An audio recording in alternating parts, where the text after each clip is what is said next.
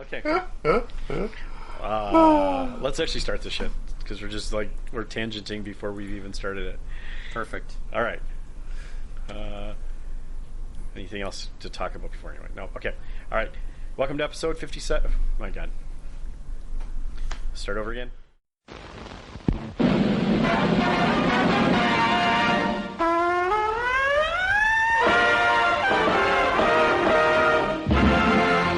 Snafu. Situation normal. All fouled up.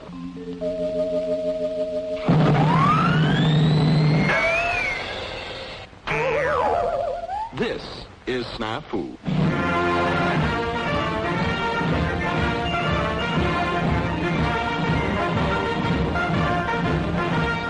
Hold on, I make sure I'm recording. Thank you.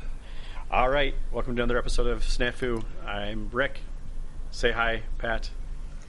Hi, Pat. Say hi, Dale. Hey, guys. Say hi, Jeff. Howdy.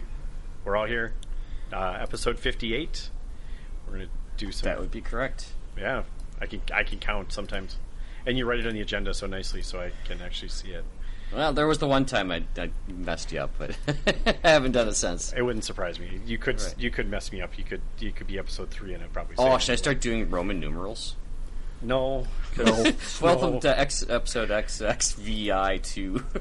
No, you'd be a welcome to episode, and it'd just be like a long pause while I do the math in my head. Because, I can do Roman numerals, but I'd rather not.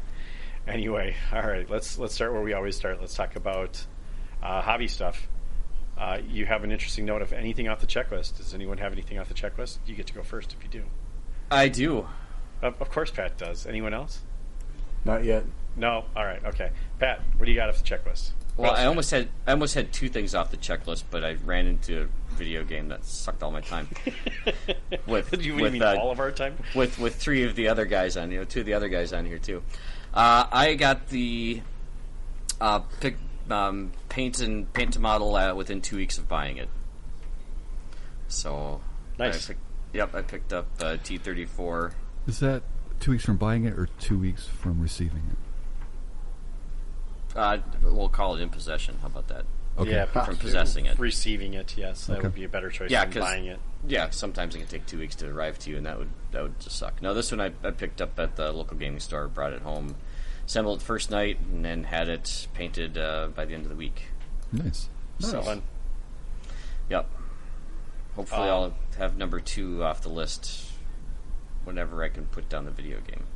Yeah, that game is like crack anyway. We're not going to talk about that. That's a different podcast. Dale, have you been working anything both action related or hobby related? No, not really. Well, it depends on what you call a hobby. I've been playing a lot of board games recently. That's a hobby. Mm-hmm. So I'm finally getting a ton of shit I ordered from Kickstarter like a year ago. So yeah, that's kind of the nature of Kickstarter. Yeah, and it is. The whole backlog of shit coming from other countries.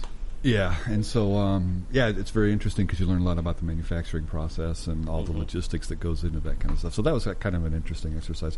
But yeah, a little bit of board game time.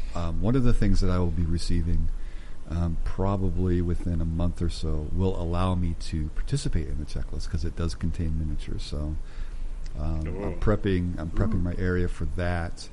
And I've actually transitioned back into the office full time now. Okay. And so my hobby space is no longer my workspace, and so that's kind of a relief. And I was able to avoid the time sink that you guys dove into because I knew that would be what would happen to me. So I got it, but I haven't logged on to it. So. Oh, you bought it. Well, yeah. Join us. I just join the dark side. One of us. That kind of thing. One of us. That kind of thing. I could not casual that sort of thing. So I know that's a failure of my part. Yeah. So everyone's probably like trying to figure out what game we're playing. I'm just going to tell you, we're playing Valheim. It's a Vikings game. I should fire up a Snafu server for that. Basically have, but you can't have that many people on a server. Anyway, regardless, this is the stat that I saw was that over 22 million hours have already been played. Yeah, it came Which out at is- the beginning of this month. Yeah, it came out less than a February month 2nd, ago. and it's still in early access. Yep. So anyway, that's my hobby update because that's It what I've looks been good. doing instead. It's a blast, but I really, I need to buckle down and do what Pat's done and just jump back in. And I've got my Romanians sitting behind me, and I'm like, they just make me depressed when they sit there. They're attacking. All naked of paint. They're just I got close to getting a 10-man rifle squad painted. I got base coats, and I'm ready to do the wash and highlights. So okay. working on new bases too. Cool. So I had a lot going before we downloaded that game. Right. That is life. All right, Jeff, you got any updates? My updates, nothing, because I've been playing video games. Yeah. My order from Wargame Atlantic came in. Did you So- put any of them together yet? I have put a couple together here. Yeah, Ooh, all right. they are very nice. The model quality is excellent. They are definitely more a true 28 millimeter than a heroic 28 millimeter. So Okay. they're going to look a little spindly unless you're used to playing with Perry miniatures. They're more akin to those. But the Okay. quality's great. The detail looks good. I haven't had a chance to paint one yet, but I Yeah, think they'll paint really nice. I've heard a lot of people. When we brought it up the last episode, some people reach out and say that they are true scale, like you said, but they just are much crisper models in general compared to some other manufacturers. Yeah. I don't know if that's true, but I would say that's very accurate. I'm looking at this model, and its details are excellent. And I think if you're a good painter, this will reward you. okay. So, Jeff, the plan then, having looked at those and worked with all the armies you have in the past, is this an army that you feel like you'd have to do the whole entire army from that kind of kit? Or is it close enough that you can kind of mix a little bit with maybe not a true 28 millimeter scale? I kind of feel like you would want to keep infantry all from these guys. Okay. You could probably get away with weapons teams and something like that, being different scales and vehicles from different companies. But the infantry themselves, I don't think I would want to mix and match. And again, that's a personal preference thing. From 4 feet away, standing at the table, I don't think you're going to tell a difference. Sure. But You just if you're put them on slightly taller bases. well, it's not even the taller aspect; yeah, it's the skinnier aspect you're going to Sure. immediately notice, Okay. right? Like It's a little more difficult to bulk up something that's, like you said, spindly than it would be just to kind of put them standing on a little bigger base. I mean, these look like the right size for all of the miniatures terrain I print in 28 millimeter, and frankly, some of the other companies' stuff kind of looks like a little too gorilla-ish if you get right down to it. Yeah, Sometimes, some giant hands and weird proportions that Right. somehow don't bother anyone most of the time. But yeah, like when you see actual models, or like in scale, true scale versus heroic scale is a significant difference. yeah. No, I agree because it's more like in line with Perry. You don't have any Perry models floating around, do you? I've got purchase any? I've got a bunch of their medals. I mean, I got a bunch of their Senegalese guys and Okay. Are some of they- their French fighters.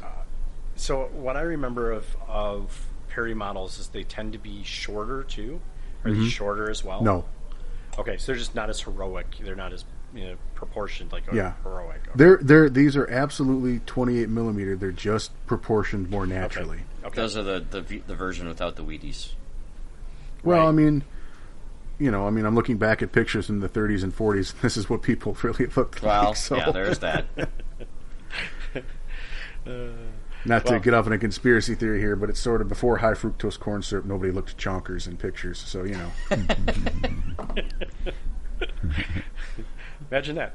All right. So I think that covers all of our hobby updates.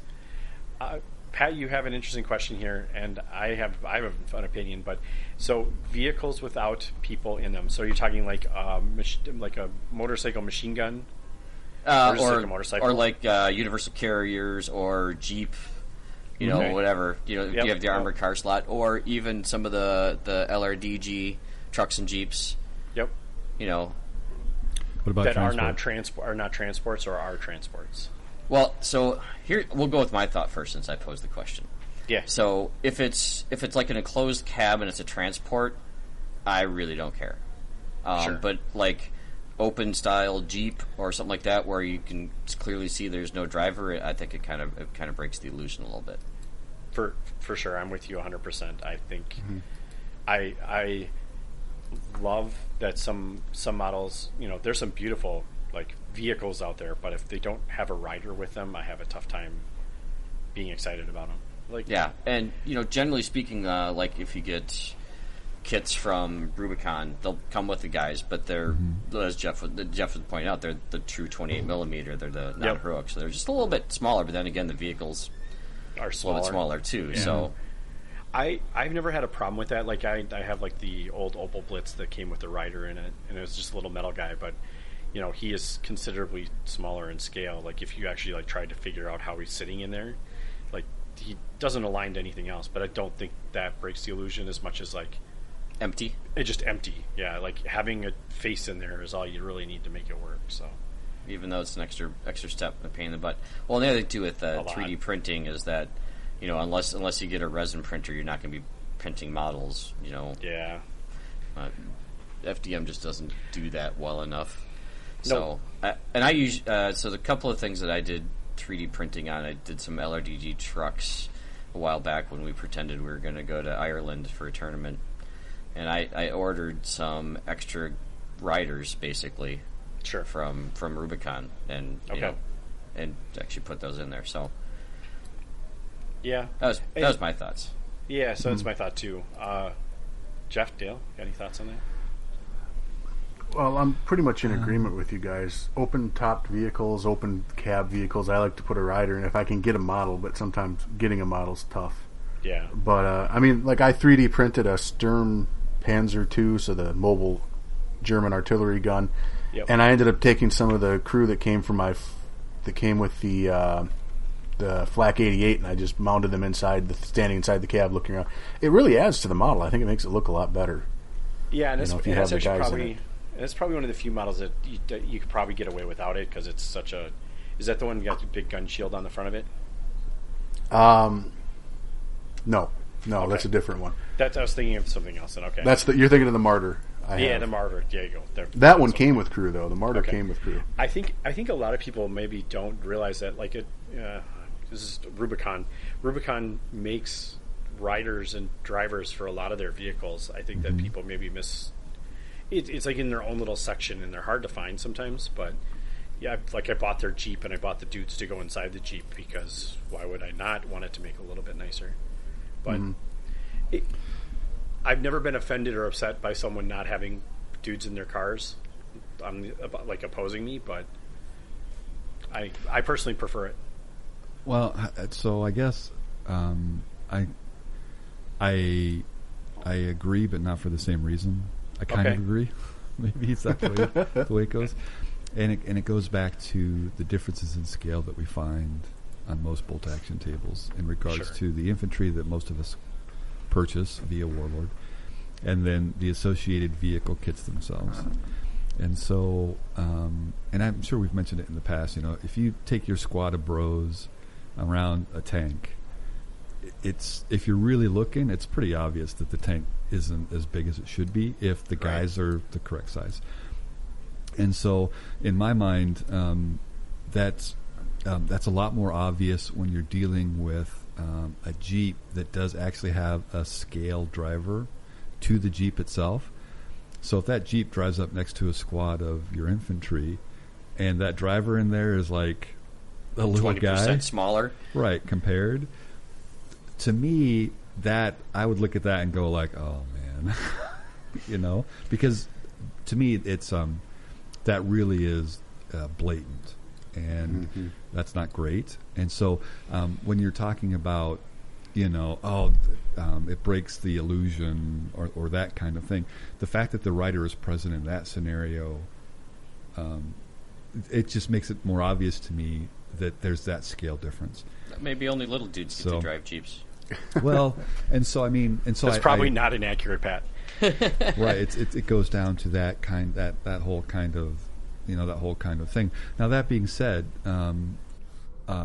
Jeff's Dragon Portes, his motorcycle riders, those look awesome, and I think those were like really appropriate sized guys in those cool motorcycles. It looked great, and they could, that was like that totally worked because it was all on scale. Yep.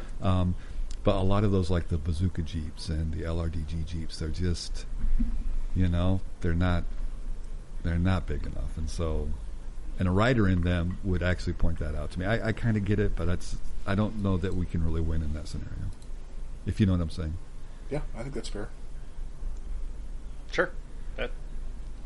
It's a personal taste. Yeah, I think it's in this circumstance, it is a lot of personal opinion. So. Yeah, and it's tough too because I'm thinking about like the cavalry models and things like that, and so and you're also driving up around all of the terrain, which isn't necessarily quite in scale either. So it's just, I mean, we all just kind of like, Yeah, for the most part, you're barely pressed to get the model through an actual doorway that's on the table. Yep. For sure, everything is a little bit. So, yeah, and I know European buildings were smaller, but even that is not quite accounted for. Not that smaller. Not everyone was hitting their head on the door frame. Right. I mean, it's an interesting thing because you're not going to run around with cavalry models without dudes on their backs. That would look silly. Yep. It'd be very interesting, but not something I would find compelling in right. protection. I mean, it'll always be one of those things that we kind of go back and forth on because of just the differences in scale between the vehicles, the terrain, and whatever company you happen to get your infantry models from. Well, well, for example, so I finished my Gaz model for my Soviets, and I did include the two guys that came with the kit. So I got the one guy standing back there firing it, and the other guy standing back there pointing. But that didn't come with the driver. But that's a closed cab, so I'm not too terribly hurt by it. Mm-hmm. Right. But and other than the fact that it really wants to, pop a wheelie pretty hard because the weight of the die cast. So other than that, it's just fine. Is it actually closed cab? Yes. Or has it just got windshields built into it? Well, it doesn't have windshields built into it, but it has a roof on the truck. God. Okay, so it's not armored cab. Sorry, it's just a closed cab. Yeah. No, it's still a soft skin vehicle. It just has a roof on the truck. It's not a 7-Up. Yeah, it was like that doesn't make sense. It's not open topped. Right. Yeah. Well, it's worse than that. It's soft skin. Yeah, it's even worse. Yes. It doesn't just take pins. It just gets actually removed. Okay, great, wonderful. So there's that. You guys can take what you want from that. All right. So the next, I got a little bit of tidbits from Warlord that I came across this afternoon. If you're interested. I like tidbits. I like bits, not tids, though. Okay. You've seen that they did, of course, there's the pre-release for Soviets. I think we still mentioned that last episode. Yep. There's some new trench work Shermans that are out. Saw that. Yeah, those are like the bridge layer. And, yeah. They got a couple more coming on the way. There'll be a Dozier and a Crab Sherman. Some other things that I think will be nice terrain display board pieces, but I don't know how they are functionally for the game. So, but then again, trenchwork models are just awesome and really fun to put together. Yeah, anyway, so those models are amazing, and I saw them posted on Facebook, and then I saw kind of what I expected to see is that they're considerably more expensive. I think almost all trenchwork stuff is pretty expensive, though, isn't it? Mm-hmm. Yeah, it's a premium. Yeah, it's a premium. Yeah. It's a premium product in general. It's your top shelf. It's not the rail model. No, yeah, you're right. Yeah, it's it's a lot better than what I can 3D print. Well, that's a given. It's resin. It's a high quality resin cast, is it not? But they've been around a long time. It's just a very interesting. They were just interesting choices too. Like those were the two things I was, seemingly like the populace opinion was they're odd choices for vehicles that you'd want in your army, and then are also slightly overcosted, or like expensive. But again, it's like I always say though, they're filling a niche. Nobody else makes those. Which is Trenchworks' model in general. And I do love that Warlord and Trenchworks are working together. I think that's awesome, and I think it's great that Warlord is just like, we're not going to make that model. Let's just sell their version of it. Yep. I think that's great. I don't know. I guess I wish for other things first. Do they have the rules for the bridge laying tank yet? I mean, officially, I don't think so. But I mean, it'd be pretty. It'd be a scenario. I mean, I could make them pretty quick. Right. Mm-hmm. Well, I mean, who knows? Maybe they're hinting at something that we don't know about yet. Right. They've also got. They're still further along the road for that combined arms. Hopefully hopefully before summer, we'll know. That'd be cool. That would be cool. I still haven't gotten any playtest information despite my numerous requests. Golly. Just asking, just begging. Entitled please much? let Jesus. me touch it. Just asking, if you want some playtesting, I'd be more than happy to do that for you. Although, considering the last thing we playtested, maybe we don't want to if we'd actually want to see it come out. So, Whatever. yeah. And also the competitive supported play thing. That website is supposed to be, again, the date is now March 15th when that should start having scenarios and rules and stuff all posted on there. Interesting. Okay. And All right. if you are going to be a tournament organizer, or if you're a store and you're going to host an event or a tournament, email tournaments, that's plural, at warlordgames.com. And that will go directly to John Russell and Paul Walker, and they'll get in touch with you, and they will do surprise support. Just make sure you email them at tournaments, plural with an S, at warlordgames.com. About 90 days before your event, and they'll get the ball rolling and get you support and get you whatever it is you need to do help run the event. So Awesome. Yeah. Cool. One thing you might, since you have John's ear, maybe they should get tournament at Warlord as well as an email address. Just saying, then it makes your life a lot easier if you just all get forwarded to the same spot. yeah, I asked him 3 times. I'm like, does it have an S? He's like, yes, it has an S. Okay. Tournaments. That's yeah. It would be worth it for them just to make the second email address. Anyway, Right. Okay, cool. So, do I want to say ship broke loose? I think something happened. It was not nearly as bad as Tiger Fear, but we got another FAQ. And not nearly as bad as Tiger Fear, but some people seem to have taken it that way. So let's go through this back, because they didn't change Tiger Fear. No. What could be the problem with that? there isn't a problem with Tiger Fear. That wasn't the problem. Everything else was this time apparently. The world was falling down for some people by the way they talked on Facebook. So oh my God, yeah, there were several people up on ledges. Yes. Burning their books because they can't use any models they can't use any selections from them anymore. Yeah, they were all burning their Dark Elf army in the backyard. Yep. Well, Anyway. let's We like not hyperbole. overreact. We like no, hyperbole. no, Come it on. wasn't Let's not that bad. react to an overreaction by overreacting. Wait, that sounds like a great thing to do. No, you're right. In all honesty, all I read was the negative stuff. I didn't see a lot of, and it's quite honest for most things, right? Because that's how social media works. People are the people that think the change is positive or even neutral aren't going to respond by posting on social media in this circumstance. So obviously the people that are not happy are going to be the ones that speak up. So, which is understandable. I can understand in some of these circumstances why people would be upset by them.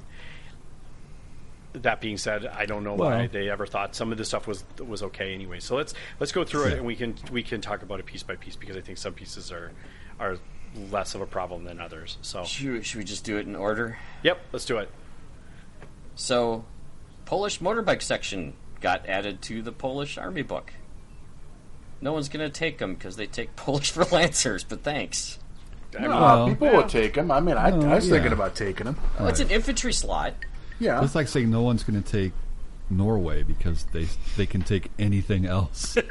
but there are people that take that. I know one person that took Norway. There are plenty of Polish armies out there that don't use Lancers. Yes. Well, most people might play with the idea of at least taking a unit of them, but that doesn't mean there's not room for motorbikes. Then, Right. Yeah.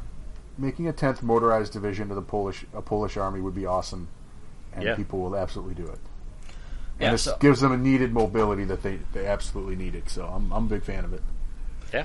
So, and this is basically the same entry as the motorbike section from the armies of France. Okay. They're consistent. So Sure. So I saw that other Facebook people said that copy there was pasta. mathed wrong, but it doesn't look as though it is because it lines up with what the costing is for the motorbike section in the armies of France. it may not line up with other motorbike sections. So I guess we'd Sure. have to dig into that. But I just went for the one that I knew was in an army. I can't think of what other armies have a motorbike section as infantry other than France. Don't Germans? I think Germans. I think they have a motorbike and an armored car slot. I don't think they have an infantry selector. They might only have dudes on bikes. Yeah. So.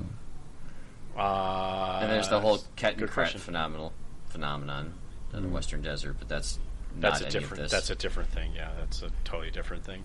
Yeah, let's not go down that. Let's just dodge that. That's not in the FAQ this time, so we're not going to talk about it.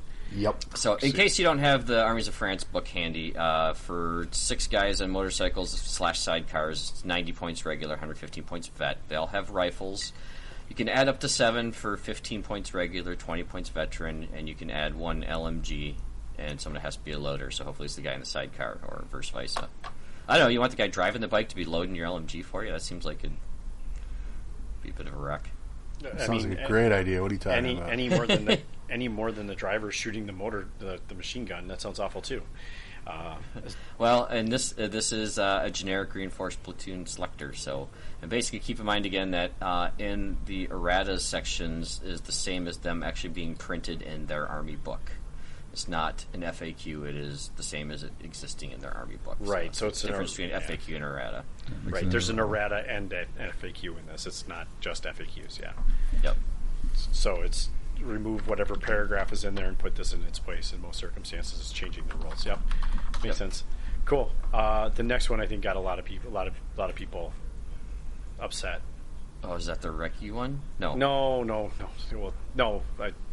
There wasn't as much discussion on that one as I expected. But is this the charging thing? No, was there? Well, that was in there too, wasn't it? Yep. Yeah, let's go through that one. What's that one again? Okay. So this one they answered in the last FAQ, but this time they added. I think they added the vehicle descriptor. Yeah. So before it was just units, and now they say infantry units in parentheses and tanks, because tanks can go through rough ground. Mm-hmm. So they get 9 inches. That's all they did. Otherwise, this was already asked and answered before, which is, yes, you can give them a run order, but it's only 6 inches if they're starting in rough ground. So, sure. So you can charge in rough ground. You can charge in rough ground, yes. Right. But only 6 inches. Yes. Perfect. That's what we can expect. Great. Cool. And I mean, again, from the last fact, that's kind of what everyone expected. That's just not what it said in the rules. So that's correct. Yep. And then they also addressed the Recce again. So, all right, before we go this, because just out of my own insanity, in the bolt action rule book, on page, I want to say 119, and after the escape, so 118 is where it starts the escape, 119 is where it continues. Here is the reading. An escape reaction is a move or at advance or run rate, which may be forward or reverse, as long as the results in the escaping vehicle ending out of sight of the attacking enemy, or in cover from the attack, or at least further away from the attacker than when the attack is declared. Period. In other words, this move cannot be used to move closer to an attacker. So... It makes me laugh every time you read it, because it's like, what? Like, the sentence before it tells you specifically that you can move. It sounds like the way you read it makes it sound like you can move closer. It makes it sound like you can move closer. Well, so long as you get into cover or out of line of sight. And then there's another sentence after that. It also cannot be used to assault enemy units if an escaping vehicle is a tank. So don't tank shock people with your escape move. Right. That makes sense. That makes perfect sense. That's fine. Yep. Just not a lot of tanks that have. Well, there's a very few tanks that have. Yeah, but then that sentence where it says, in other words, this move can't be used to move closer to an attacker. Okay, well, let's go to the FAQ, because the last FAQ said that you can't do that. And now what are they saying? You can't do that? So, this is a question about indirect fire, and they're asking basically if you can make your escape move so that's inside the minimum distance. You cannot escape closer to attacking unit unless it's to get in cover or out of line of sight. Mm-hmm. That's fine. So the Recce vehicle targeted by the mortar is not allowed to move closer to it unless it's going to get out of sight or into cover. So you can't stay out in the open and then be inside the minimum range so that it can't target you. Which is, what we thought it should be. I mean, I think that's how we play it. As long as your Recce move decreases the chance of the shot being made, that's the purpose of it. that makes logical sense in my mind. Yep. I could see why people might perceive it as an opportunity to be gamey, but I It don't. is. How? Because it allows you to move closer to the attacking unit. Yep. Okay, As long but- as you're out of sight or in cover. Right. Yeah. Which, I of mean, course, I guess is not what the rule says. But right. that's fine. Yeah, the next sentence doesn't say that. I guess I still don't see the gaminess of it because you still have to use your dice, in which case you could have just used your dice to move closer anyway. Yeah, but this way you're not getting shot. Right. I mean, sure, and you're also protecting yourself from subsequent, I mean, in the case of an indirect fire weapon, anyway, you'd still It's- move closer and not. You would still be out of line. You wouldn't get fired at anyway. So it's right? it's a defensive maneuver that allows you to be aggressive. I get what you're saying. Yeah, Yep. So think of those Polish Lancers in this role. So they can. Yep. Yeah, because they can wreck you, can't they? Yes, they can. Yes, they can. Yeah, that's interesting. That's an interesting. They're going to move forward either way. It doesn't make a difference in that regard, except that it is a reaction to a shot instead of doing it just in turn order. That makes sense. But the idea is that on those sparsely covered tables, which they should be at a disadvantage of, they've got that long move that they can end up in the open as long as they're Yep. taking it at the end of the turn. And then Yep. if they get fired on subsequent to wreck that, you out, they yeah. can wreck you aggressively forward into cover, or even better, out of line of sight, which just kind of, it's just It's one of it's those not. things. It's not. You're not being disrupted. You're going to be able to continue moving forward. Yeah, that right. makes sense. Typically you'd be like, I want to push this unit away, so I'm going to fire on it. But And because they instead they can run move closer, it's like, nope, sorry. Here we come. Shit, that didn't work. Right. So, Okay. and not that that's the end of the world necessarily, but it's just a defensive maneuver that allows you to be aggressive. So it's nice. Cool. It makes Yeah. Recce nice. Yeah. All right, the next one is multi-launchers, and then this again was asked and answered, I think, 2 FAQs ago, but they just changed it a little bit. So, can HE weapons target empty buildings to demolish them? However, with multiple launchers, because they can also hit anything to 6 inches of the primary target, can they target an empty building and then hit anything on 6 of the building? Is that correct? Well, yes. Previously they said you had to measure the distance from the floor the HE hit on, and now they've removed reference to the floor and just the building. So now you can target an empty building with multi-rocket launcher, just as you would target a unit inside a building, measure the range from any potential targets from the building itself. So they removed the reference to the floor it hit on. That's yeah. Thanks for making us not do trigonometry. Right? Yeah. Like that seems, and then you have to resolve the HE shot first instead of figuring let's put it in perspective. Nobody gives 2 rips about the actual building they're shooting when they're shooting an empty building. When they're trying to use their multi launcher, they're they're trying to hit every unit around it. Yeah. But Werfer's got to werf. Yeah. Yep. Yeah, and it's not the building it wants to werf. It doesn't like brick as much as dudes. So It's like, hey, I think there might be some guys over by that building. Cool. Let's blanket the area. yeah. Yep.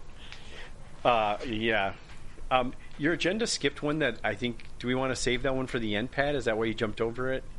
I'm doing them in order, the FAQ. I think I was okay. on the agenda. I was putting them in order that I thought would be interesting, but whatever. Sure. Yeah. No. Let's go through. Let's just keep going in order. Then people already read it. And people have already seen Facebook posts. So we're just covering stuff they've already talked about. Right. But it's fine. Tank riders. They fixed. Oh yeah. How did they fix them? So didn't now read it's that just one. it's the same as being force dismounted. So it's the same as if you were in a transport that could blow up, except for you're not taking hits. Sure. So they're forced to dismount D6 inches, similar to regrouping for close cutters, and then they have to go down. I love that. Before it didn't really say anything about it. It just says, they're tank riders. As soon as they're shot at, they jump off. Everyone's like, okay, Sure. well, run or advance off it then. Yep. Right. No. Okay, so it's a forced dismount. So They're diving for cover. yeah. Sure. That makes sense. Yeah. So I'm really glad they put this one in there. Mm-hmm. That is an excellent FAQ. Yep. Cool.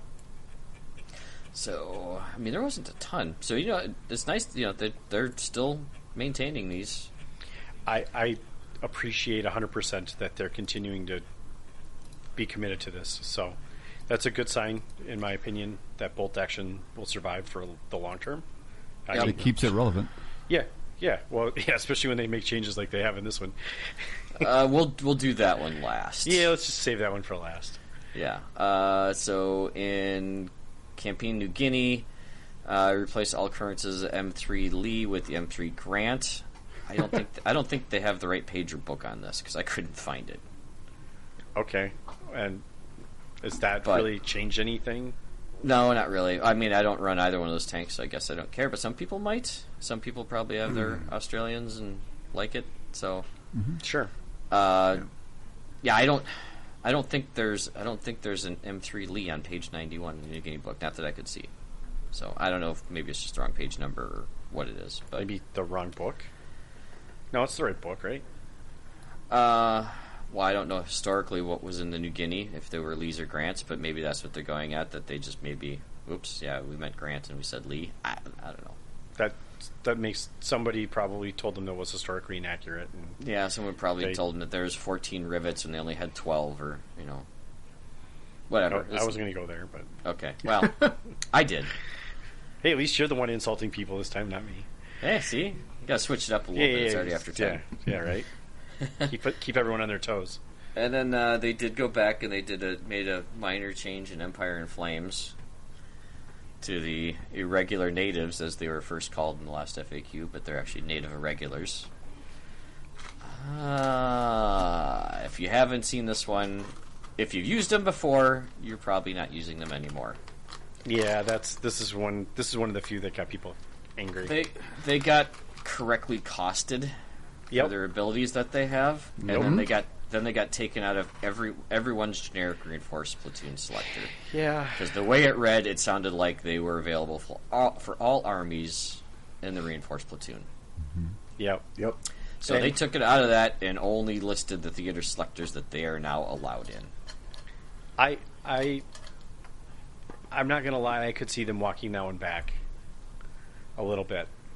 I don't mind them changing the point cost. I think that's appropriate, but I think those point costs are right because they have 3 special abilities. Yeah. Yep. No, I have no problem with the point cost. I think, and I think some people were even upset by the point cost difference, but the how narrowly they pigeonholed them, kind of, and maybe rightfully so to some degree, upset some people.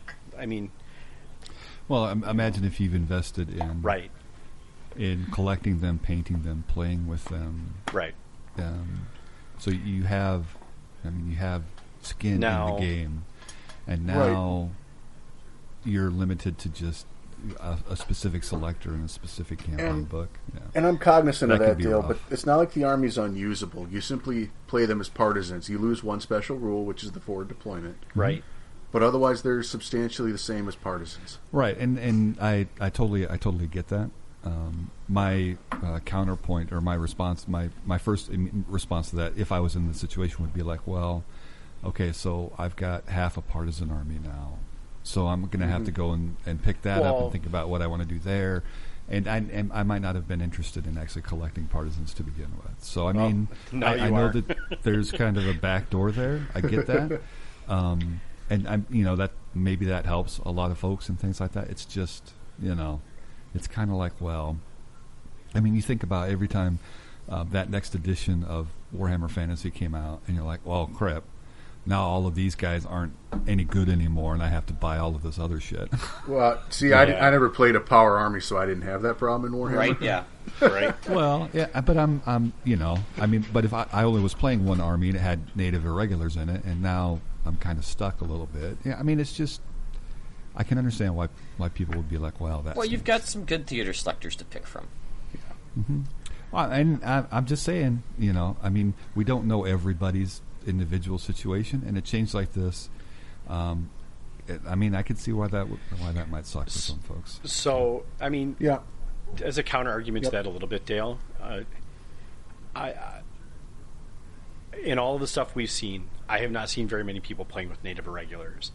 But what I will say is, from a fact that they were obviously undercosted, I can see people that were metagamers potentially using these models Before the last FAQ, you put them in the British Army. They get all their own special rules plus the British special rules. Bring right, it. And that's what people were probably. They're the people that are min-maxing to some degree, are looking for the edge, right? And that's exactly what native regulars were. And even if just increasing the point cost was enough, they didn't have to remove them from all the lists, maybe. But the point cost difference would have probably killed them anyway. And I don't agree with that. That I'm making. Yeah, the points cost doesn't bother me. I mean, because then if they're in your army, you can still play with them, right? Yep. It's just that now they can't be taken in a generic reinforced platoon, and it changes where they can be used, and that part sucks. The points cost, that's going to happen. So right. I mean, and I think I agree with the point cost increase. I don't necessarily agree with the other side of it, but I understand their stance on it. I can understand again on the other side why people might be upset by it. Mm-hmm. So be it. You know what? Here's the beauty of bolt action, and we'll talk about this later. You can still play with them if you want to. If you can talk, you're not in a tournament, then don't. If you're not in a tournament, play with them. Just ask your opponent. Which, quite honestly, as more games I play are outside of a tournament than they're in a tournament. Right. I mean, right. But oftentimes I am trying to play for a list that I hope to bring to a tournament. So right, and I think that, and I also think, Dale, to your point, I'm not sure that it would have mattered if they'd removed them from all the lists. I think many of the people that were complaining about them being removed would have also jumped on the bandwagon that they got overcosted as well. I think a lot of people would have said they're unplayable because they're 3 points more a model now. And it's possibly, I don't know, because obviously that didn't happen. But right, and I hesitate to say stuff like that because I don't know either. I like overgeneralizing all the time, so it's. And I mean, I could definitely see if you're a motivated min-maxer and you're pushing the limits of what you can do, where you're like, well, crap, now I can't do my native irregular list, and that kind of sucks.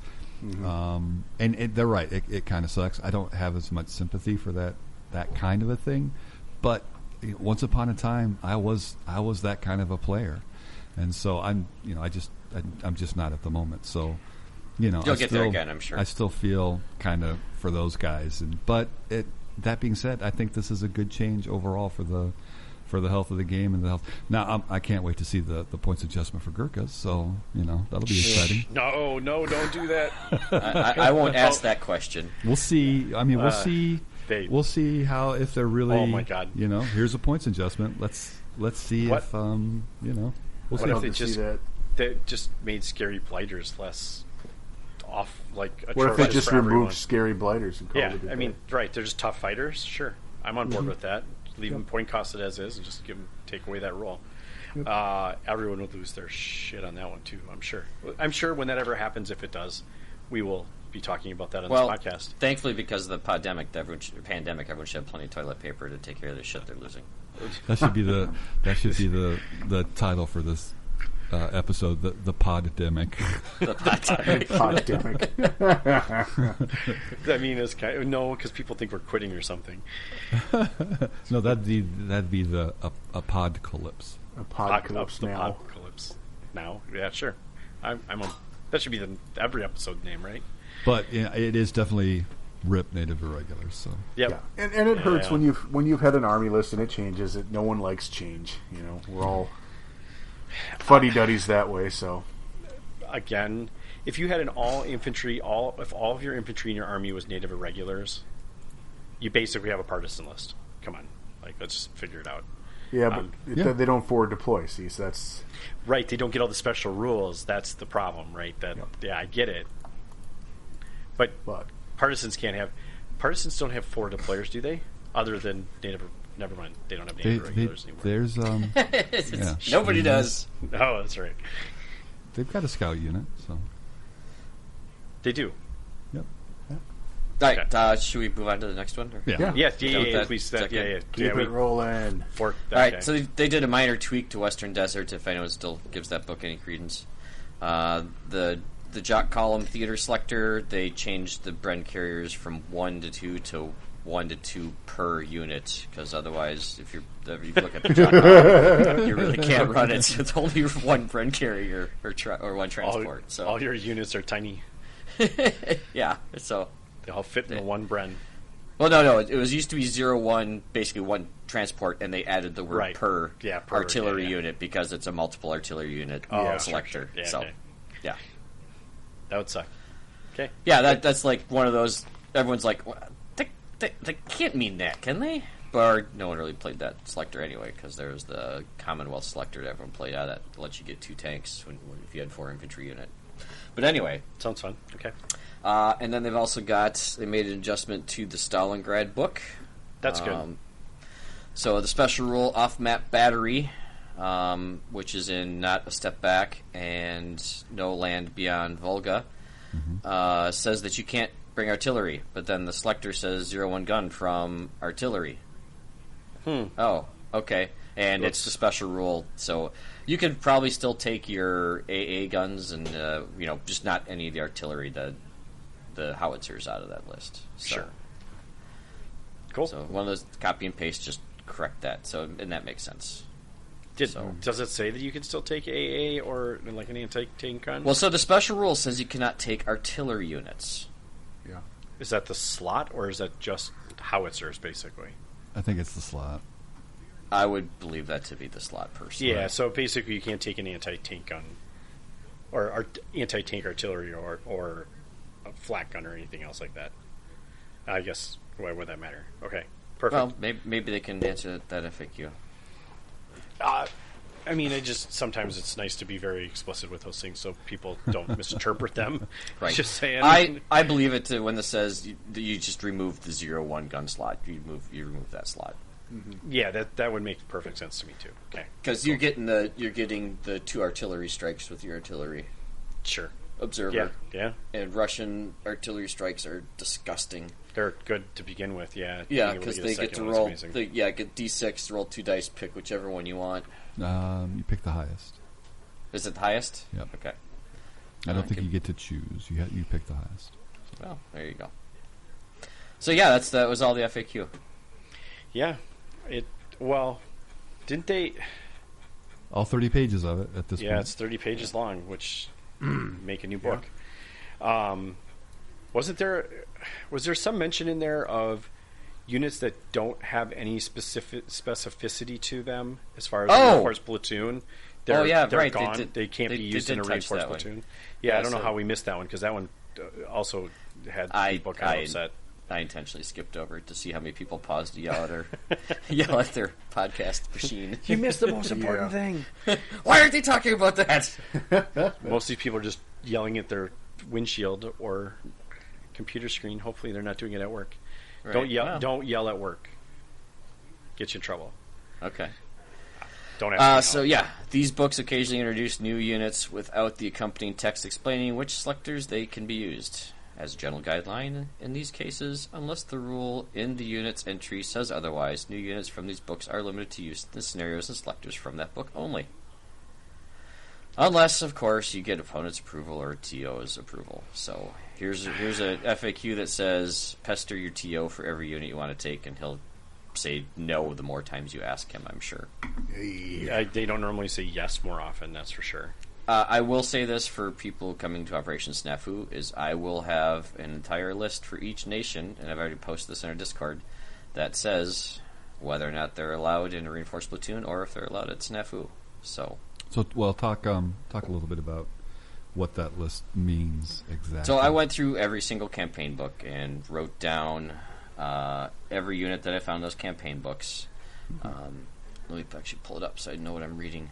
And then I categorized it. So we've got the unit name, the type of unit, whether it's infantry, vehicle, artillery, and then further, if there's any further, just because I did an Excel table so I could sort fast which source they're in, what page they're on, if I actually had a book or PDF, and then whether or not they said a platoon selector they were in there. So this is either generic reinforced platoon selector, or it's used in the campaign, or it had nothing, or it was question mark.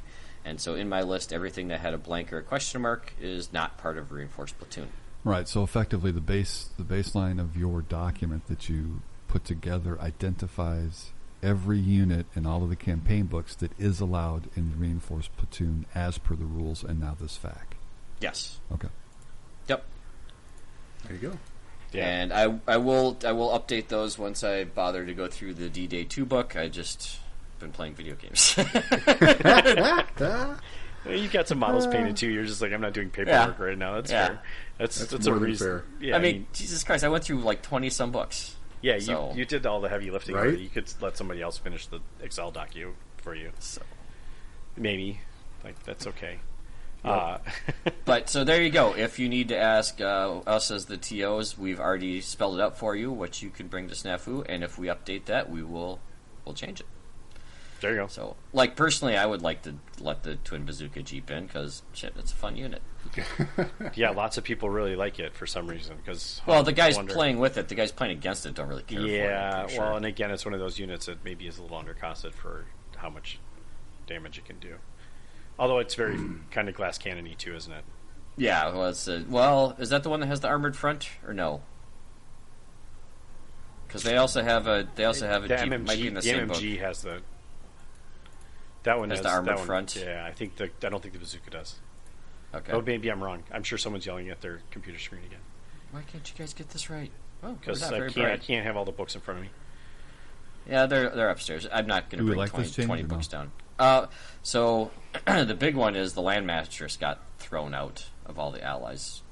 Yeah, so I mean, most of them can still bring rocket launchers. So The Americans U.S. can. can. Yeah, So the the Americans can British launchers. British lost their only multi-launcher. Yep. There's a tear for me. Yeah, right.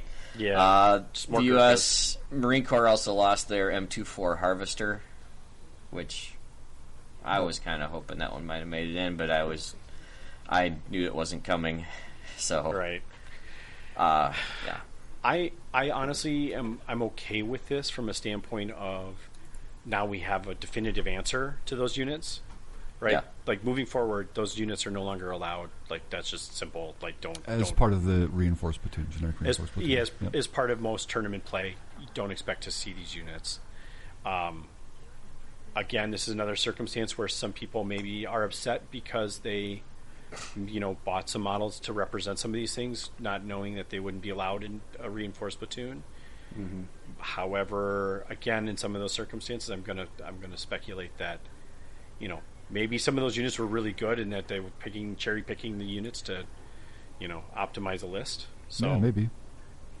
I'm kind of okay with it being the Unit change selection. being this way. Well, so here's the biggest disadvantage I see. First of all, the new units, the campaign books, the reason to buy them is to introduce new units, to grow the game, to get some freshness brought into it. Well, hang on. There's an awful lot of speculation in that regard. Okay. Sure. In regards to, I don't know. Counterpoint. I don't know that that's why they do the campaign books, Well, to kind of should- freshen up the game, to kind of keep things new. I Yeah. don't feel like a new campaign book does anything to shift what I would consider to be like a tournament meta. And I don't think that's the goal of the campaign book. No, it definitely is not the goal, but I think there have definitely been books that maybe had a unit or two in it that all of a sudden became like the popular units per se. Just because they were Yep. something new that was better than the thing that everybody would have in their list anyway. And I talk about this like it's Warhammer, where like everything is Right, that's where we come from. But I think that's kind of what we hope the books are going to be. I just don't really feel like they ever were quite really that. With maybe a few they're not exceptions. there's a few exceptions in there for sure. Right. It's not the norm, I would agree. And so my only point, Pat, was simply just to kind of couch that a little bit, to say, because I think you're kind of the way you're going with this. I agree with you. It's just that maybe that's Warlord kind of misses the mark a little bit from our perspective in regards to maybe what they could be doing with these campaign books from a meta freshening up kind of thing. Well, I think what they should maybe consider doing is, revamp the army books that are out there. Because look at all the tools in the toolbox that the Soviet army book has. Yeah, there's so many of them. And then look at how vanilla the American army list is, and not having the same tools. Even though by the end of the war, they're all using pretty much the same or similar, but different named tools. So, Yeah. and I think that's kind of what's missing, and what's maybe setting the Soviets on such a higher power level, if that's a thing, from a base book standard. Just they have the tools in the toolbox to do a lot. Yeah, from the get-go. Yep. German's got a version 2 book. Okay, I think Germans are a solid army. I think they really are. Everyone likes to complain that they don't get the free order dice, or maybe that's just Rick. No, I'm not not the only one. Yeah, Okay. I'm not the only one. I know for a fact I'm not the only one.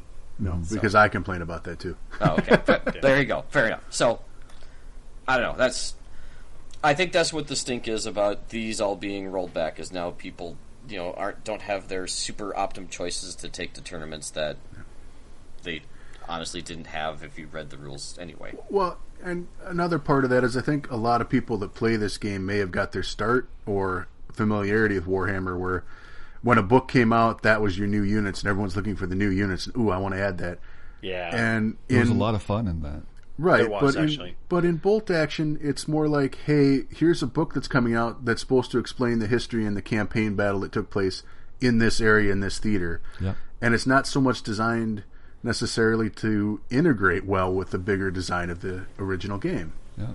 Right? For It's made for this specific thing without regard to how it affects the larger meta, whatever you want to call it, of the game itself. And I think that they've done a decent job at that, where they know that some stuff may break the meta, and they will say that this is only available in this theater selector, right? Like, Yeah. they do a good job at that. I think honestly, this is just an oversight in the idea of having that paragraph that says this is only available here or this is not available here.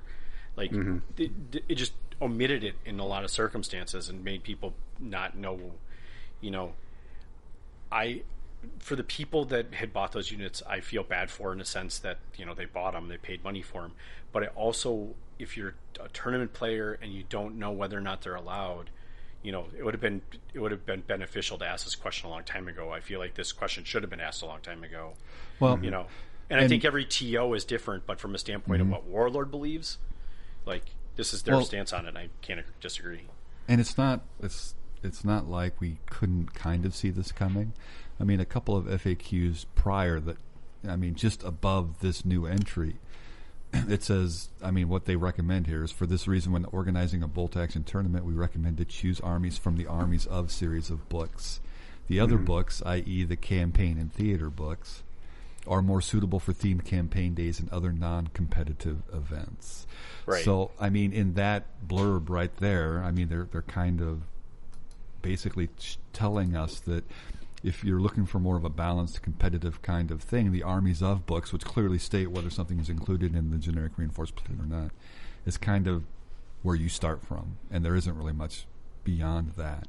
And right. They just went on and further kind of added in that, hey, if it doesn't explicitly say it, then they're kind of out. But always the TOs can push one way or the other and do whatever they like. So. Yep. That's the beauty of this game. You can play whatever you want.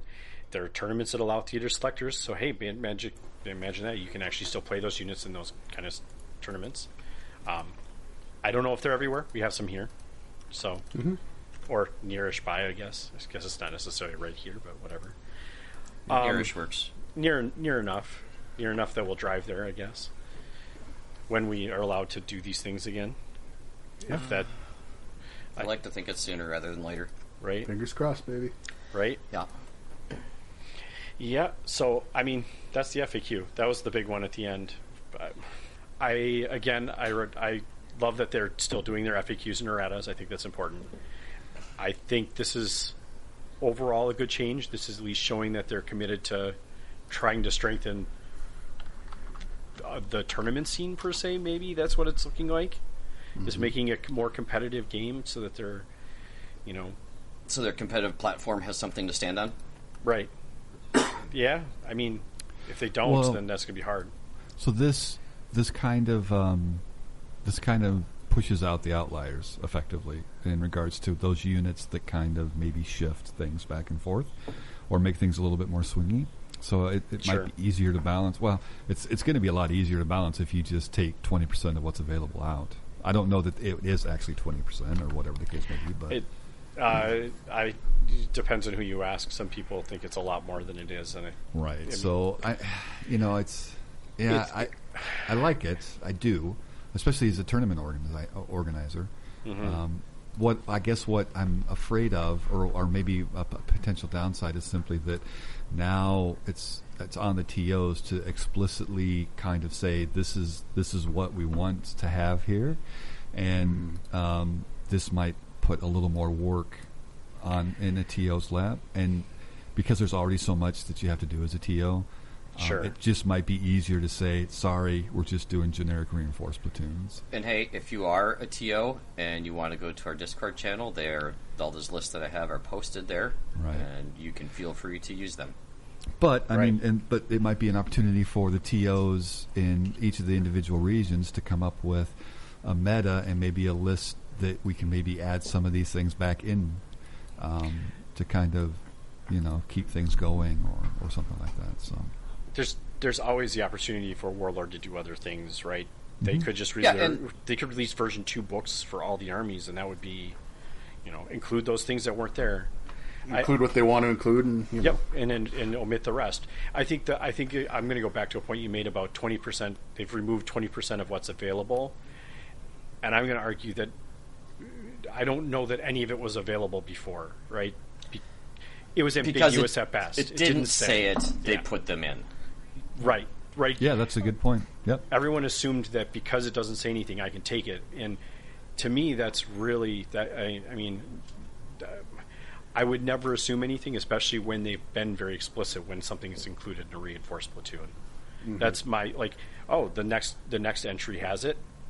Oh, well, then maybe the one before it didn't. There should have at least been some, Yeah, I found that very interesting going through the books, that there wasn't, there seemed to be very, very defined, whoever author was doing it. And of course, usually Alessio is always part of those projects, and, which ones were allowed in. Even in the first edition rule books, like the Empire in Flames and stuff like that, where actually these units, like paratrooper Gurkhas, are allowed in the generic reinforced platoon selector. And then another entry is, could be using this theater selector, So it was done specifically, and then there's just the few that slipped through the cracks that were just, hey, this is a unit. You'll probably find it in one of the scenarios that's in this book, so that's why we included it, and didn't say it could be used anywhere else. So, Yep, totally. So that's the thing. I like the change. I'm just going to say it. I like this ruling. It's clear cut. It's decisive, and hey, it's that there's no reason why they may not walk this back later. I mean, yeah, we have kind of seen them make things more confusing. I like this because it certainly makes it less confusing. It's pretty. It's exactly. Yeah, we all understand what it is. I mean, it'd be nice if they. I mean, you went through all the work and created the document, but it'd be nice if they had that list to say, here it is. This is what's included. So if you were looking to put on a tournament and it was just generic reinforced platoon, so they do have that. Well, and quite honestly, at some point, maybe they need to move towards, not to bring up Warhammer yet again, but they have the General's Handbook. That they release once a year. This. I think, this is still still rattles in my brain because it would be nice to have here's everything that's available to every army for 2021. And you maybe only have to do it once. Hell, maybe you can do it once and just be like, we're playing from the General's Handbook. We don't have to necessarily. Yeah. Those things would definitely be nice. It's just a lot of work. I mean, there's no reason why we couldn't do something like that. Yeah. It's just, that's just a lot of work. I don't want to have to do that. I should also I'll add the disclaimer real quick. The list in the books I went through is I did not do Sea Lion or Gigant. Yeah, you didn't do the fictional. Yeah, the what if scenarios. I did not go through those books. Did I mispronounce that again too? No, I'm just laughing because I was laughing at Rick too. He almost said fanfic. Yeah, I almost said fanfic. That's what I was laughing at. That's another thing for another day, or another part of the episode. All right, let's move along then.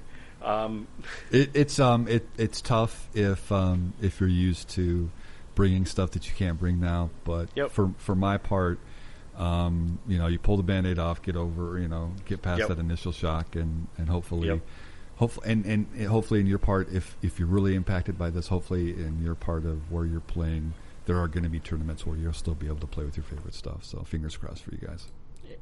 And tournaments aren't everything. I know for some they are, but there are still opportunities to play games outside of tournaments that you could probably bring them to too. So just keep that in mind. All right, this came up on our Discord server, and I think was it our Discord server, Pat? The next topic. Yeah. So popularity. So we were having conversations on our Discord. I think it maybe originated from a different Discord, but it originated from actually a direct message to me. Oh, is it a direct message to you? Okay. Yeah. So one of our listeners, Gordon, and his buddy Rudy, they're in the South Africa circuit, and the conversation just came up like, what's the actually. The original question came up on a different server, and then I followed up with him after a week or so later to see if he finished his topic, which was, what's the breakdown of who plays what armies or who collects what armies? Just out of just curiosity. And this is what he came down with. So basically, in his area, being South Africa, British and their respective commonwealths are about 40%. Germans are 24%. Russians are 10%. Americans are only 15%. Finns, French, Japanese, Romanians, Italians are all 2% each, and there's apparently a Dutch player or two. So I find that breakdown to be very interesting. I'm most surprised by the low number of Finns, and I wonder if that's just because models are hard to come by. That would be my first thought, too. I was also surprised by the low percentage of Japanese players, considering how most people consider them to be relatively overpowered with their we say that, but like I sometimes will rant about how I think the Japanese can be overpowered, but I actually really don't see very many Japanese armies in our area either, frankly. Right. I think in our club, Dale's the only one that has it. Like legit has an army you could put on the table and play, yeah. Yeah. Mm-hmm. And like when we do tournaments, I think I've played maybe 2 Japanese players. One who had a very beautiful army that he wasn't as effective as he could have been with it, and one guy that knew everything he was doing and rolled me off the table. But it didn't matter what army John had usually. No, it usually doesn't matter what army he has. But let's John play Norway. No, don't play Norway because I don't want to lose to Norway. You want to lose to Norway? That's fair. He'd very potentially make it happen. Yeah, and they are basically a one trick, and if you can get a mobile enough army, you can contain them. I think they can be more than one trick, though. I just think that I don't want to call it a net list, but that the idea is that they do that one thing so well, that's how you should play them, and I think that's a fallacy. I think they can be played a lot of ways just fine. I want to say that my recollection of John's version of Japanese army is not the traditional all bamboo fighter. It's not. It is absolutely not. There wasn't a bamboo fighter in there. Yeah, I know. I think he's made the bamboo list, but I think He hasn't made the bamboo list. Oh no, I apologize. He played against it. Yeah. There may be 1 or 2 bamboo units in the list. Okay. That I played against him in the tournament with. So okay, yep. I actually recollect now the conversation. I remember he faced someone at LVO that had the bamboo. Yes, the full bamboo list. I'm using the air quotes net list because it's funny that we're talking about metas and net lists. This is an interesting episode that I would have never expected, but it's fun. It's great. 2% is Japanese. That seems really crazy. That seems really low to me, but it bears out when I think about armies I see locally here too. Yeah. Other than I've played Dale a couple of times, but that's just because he's in our club and he's a good player and he usually beats me. So whatever he had, Japanese or Soviets, doesn't matter that much. But I've played against one other Japanese list. I think was in my first year of playing, and I didn't really know how to handle just the mass numbers of all of it, and I took a minor loss on it. Yeah. I think I might have played in the same tournament. I think that was my only win. I think it was the first Bug Eater. We went to, yeah. I might have played the same guy. I think I had to have played the same guy, but he had did he have a 20-man grenadier squad? No. Okay. He had 2 15-man rifle squads and a bunch of bomb stick guys and. Okay. Maybe there was two Japanese lists that weekend. It was like a 16 order dice or 18 order dice list, and this is when I was still running 9 or 10, and like, what the crap is this nonsense? Well, like I said, it was within my first year, so sure. Yeah, fun. Maybe check out that late night special. That might have been right. Go back. Might be in there. Episode 10, if you really are bored. I mean, those numbers I'm are sorry. also interesting insofar as Japanese, who we consider very powerful armies at 2%, same number as Italian, who we consider one of the weakest right armies. I think it's hard to extrapolate a lot from this because Finns, French, and Japanese are all at 2%, as was Romanians and Italians. So I think there's some statistical margins that we aren't seeing because we're seeing percentages versus actual numbers. Right, and this is just an area, and I don't know if this is 1,000 armies, or 20 armies, or 40 100 armies. Yeah. Sure. Right, because if it was 100 armies, right? Yeah, I'd expect 40 of those 100 armies to be Brits. I kind of think I would have expected Germans to be maybe a little higher, but 2 French, 2 Japanese out of 100 seems. I mean, two Japanese out of 100 seems low. Yeah. But I don't know. I love that we're looking at this stuff. I think it's interesting. I love stats. I do love stats. I'm a sucker for stats if I can, but I want to dig into them. That's the problem. Like, I'm getting percentages and I want to know more underneath it. So, and then he also sent me the breakdown for their second nationals was 20% Russians, 10% Americans, 40% British, 30% German. So there was no Japanese in the tournament, in the nationals tournament. Interesting. I wonder. So it's just all those 4 armies: Soviets, Americans, British, and Germans. Rinse and repeat. That is something else. I'm even trying to think of so the Japanese low because it's usually a high model count army and people don't want to paint them many models, like model fatigue, or it's not necessarily as budget friendly. But then Finns are at the bottom. Finns haven't had models for a while. I guess maybe we're starting to see models. The models there are the medals. So yeah. So Dale won't get them. It could be a regional thing too. And it very well could be. In regards to, there is. From an American standpoint, there was a conflict that involved the Americans and the Japanese, and so we do have. There's some history there in regards to. The battles and things like that.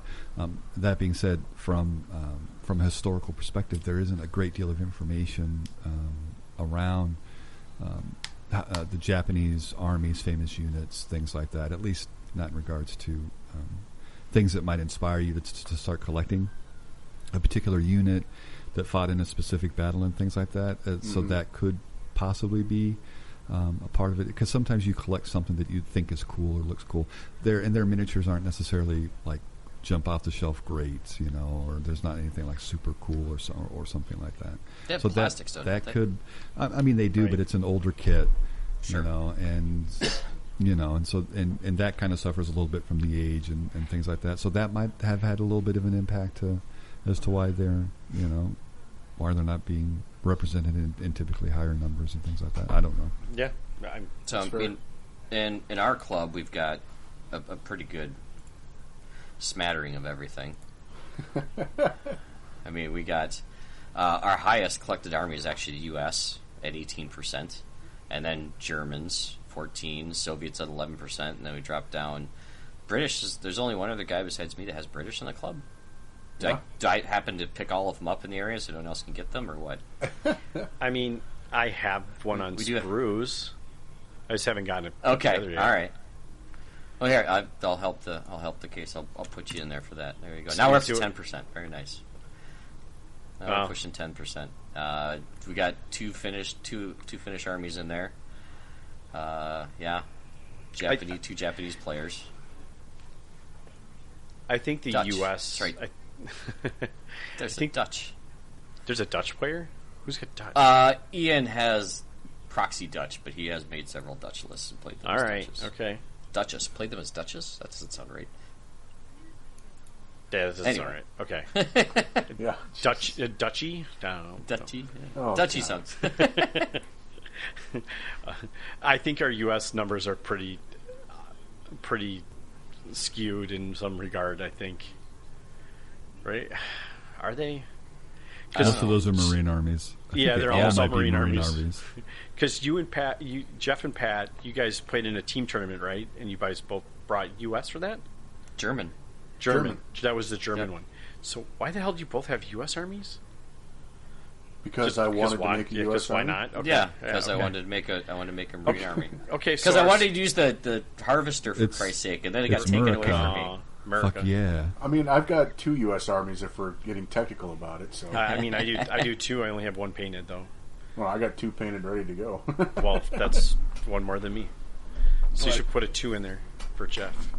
Well, if you're going to do that, a lot of these are going to get 2s and maybe 3s. I mean, Right, I've your got 3 French, your French armies too. I've got I have it. I have at least 4 British armies. If we want to go that route. Yeah, well, exactly. Yeah, Well, no, I'm not going to say it. I've got my paras, and then I've got the regular, and then I've got my out of the D-Day. I do have a commandos list, so It's Yeah. it's not how many you have, Pat. It's how you use them. I'm joking.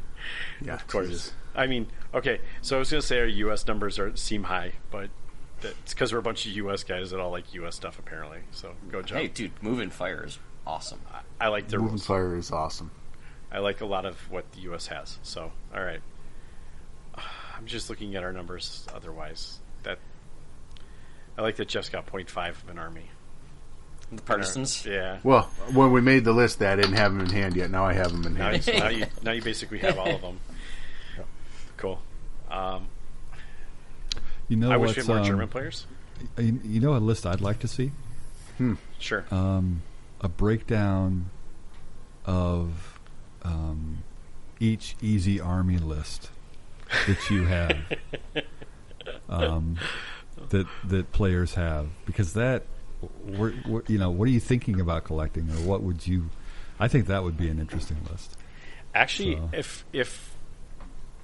if you can connect with Greg, I would actually love to see that. How many saved platoons you have in which different thing you have.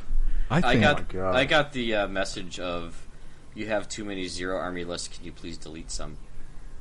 Well, why would you have 0? we How should do you even have 0 ones? we should get 'cause- that data. Because I go into, well, I'm working on something for episode 60. Let's just say that. Got it. Okay. So Craig from Easy Army, if you are listening to this, which if you are, thank you for listening. We would love. Hope you enjoyed the music. Yeah, maybe. I mean, hopefully you enjoyed the music. But hopefully you'd be able to provide us that information. I would love to know how many I think how many of each that would be army. awesome. Yeah.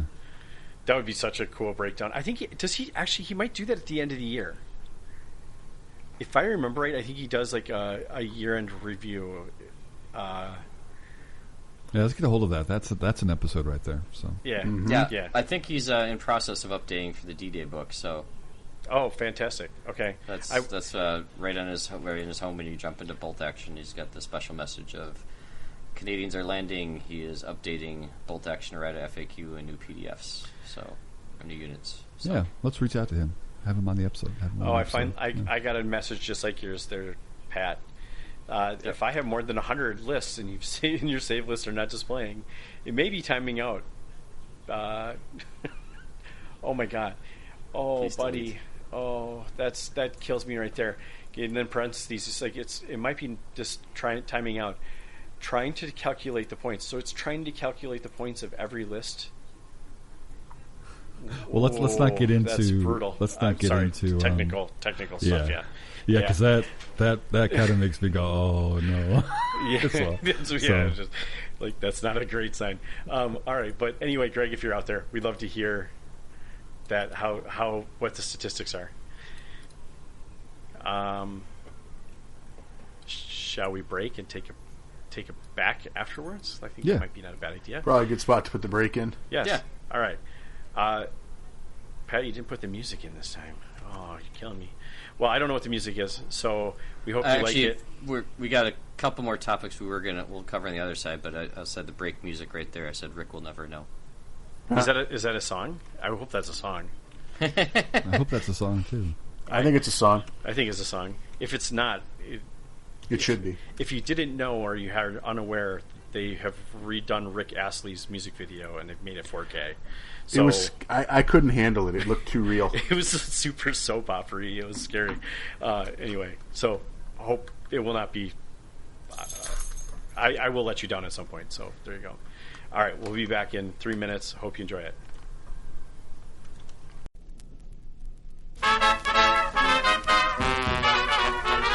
In the Navy, every Navy man's a right guy. Everyone gives him the bright eye, and the Navy, they do right by. To a sailor, all the world is just his main street. When you're in the Navy, you're in the world's best fleet. First you take your training as a boot.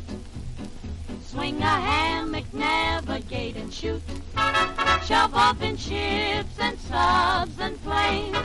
The 7 seas are open lanes. When the foe is down with Davy Jones, folks will welcome home their Rolling Stones. Oh, every Navy man's a king, and you'll hear everybody sing.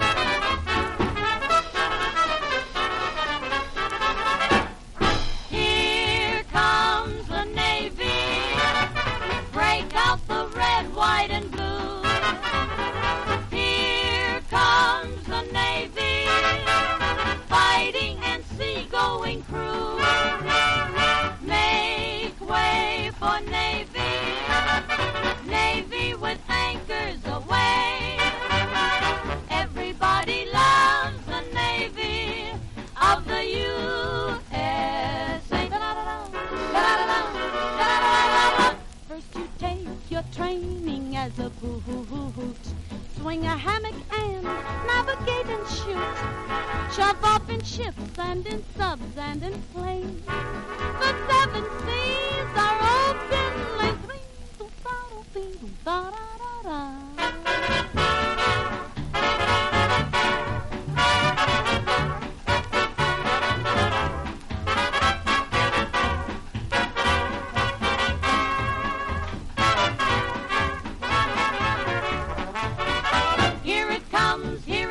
Here comes the Navy.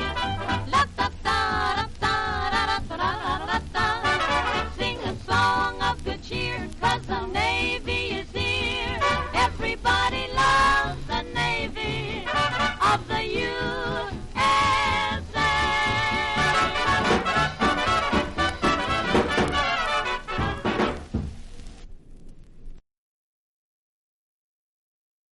Welcome back. Hope you like the music. Right? Yeah. Good. Yeah, that's always good. This is like the best music. Best version of Waltzing Matilda. Jesus. I'm sorry. Sorry, Pat. That's it. I'm putting it in. You make me sound like an idiot. That sounds perfect. That sounds like a perfect way to get back at me. Please do it. All right. As long as everyone else doesn't care that's a good song. I like that song. Quite honestly, it's not bad. All right. I was just talking to myself now, not bothering with the podcast anymore. Let's talk about some more stuff that Discord is. Did this come from Discord, Pat, or the new players and Germans? This actually comes from Grumpy Sock. So yes, from our Discord server. Yes. Yeah, so definitely have some of the newer players join our Discord. You know what? Everyone should join our Discord. It's good fun. It gives me something to do while I'm at work. Well, yeah, it's only join if you're not going to be someone that we have to admin. Yeah, don't make us actually do work, but you can come and talk. Right, yes. Yeah, everyone's welcome. Just don't make us do work. Don't make us regret you coming along. Yeah, don't make us do admin, because then we will be grumpy, and then Discord will maybe not exist the way it does right now, because it's wide open right now, and that's the way I like it. Yikes. Oh, fuck. Don't say that out loud. Anyway. Let's move along. Move along. Swear to God, that break we didn't all take shots. I swear to God. What do you mean? I just drank a bottle of rum. Oh, shit. The whole bottle. Yo ho ho. No. I'm actually sober. Too old for that right shit. now. I got to stick to tea. Yeah, tea would be better right now. Anyway, so we have some newer players that have joined our Discord, and I don't know, he's got a small group of guys that he's playing with right now that are all relatively new. Yeah. Yep. I think there's a conversation. I don't know if Pat, you and I had a conversation about just the Germans. And I even go back.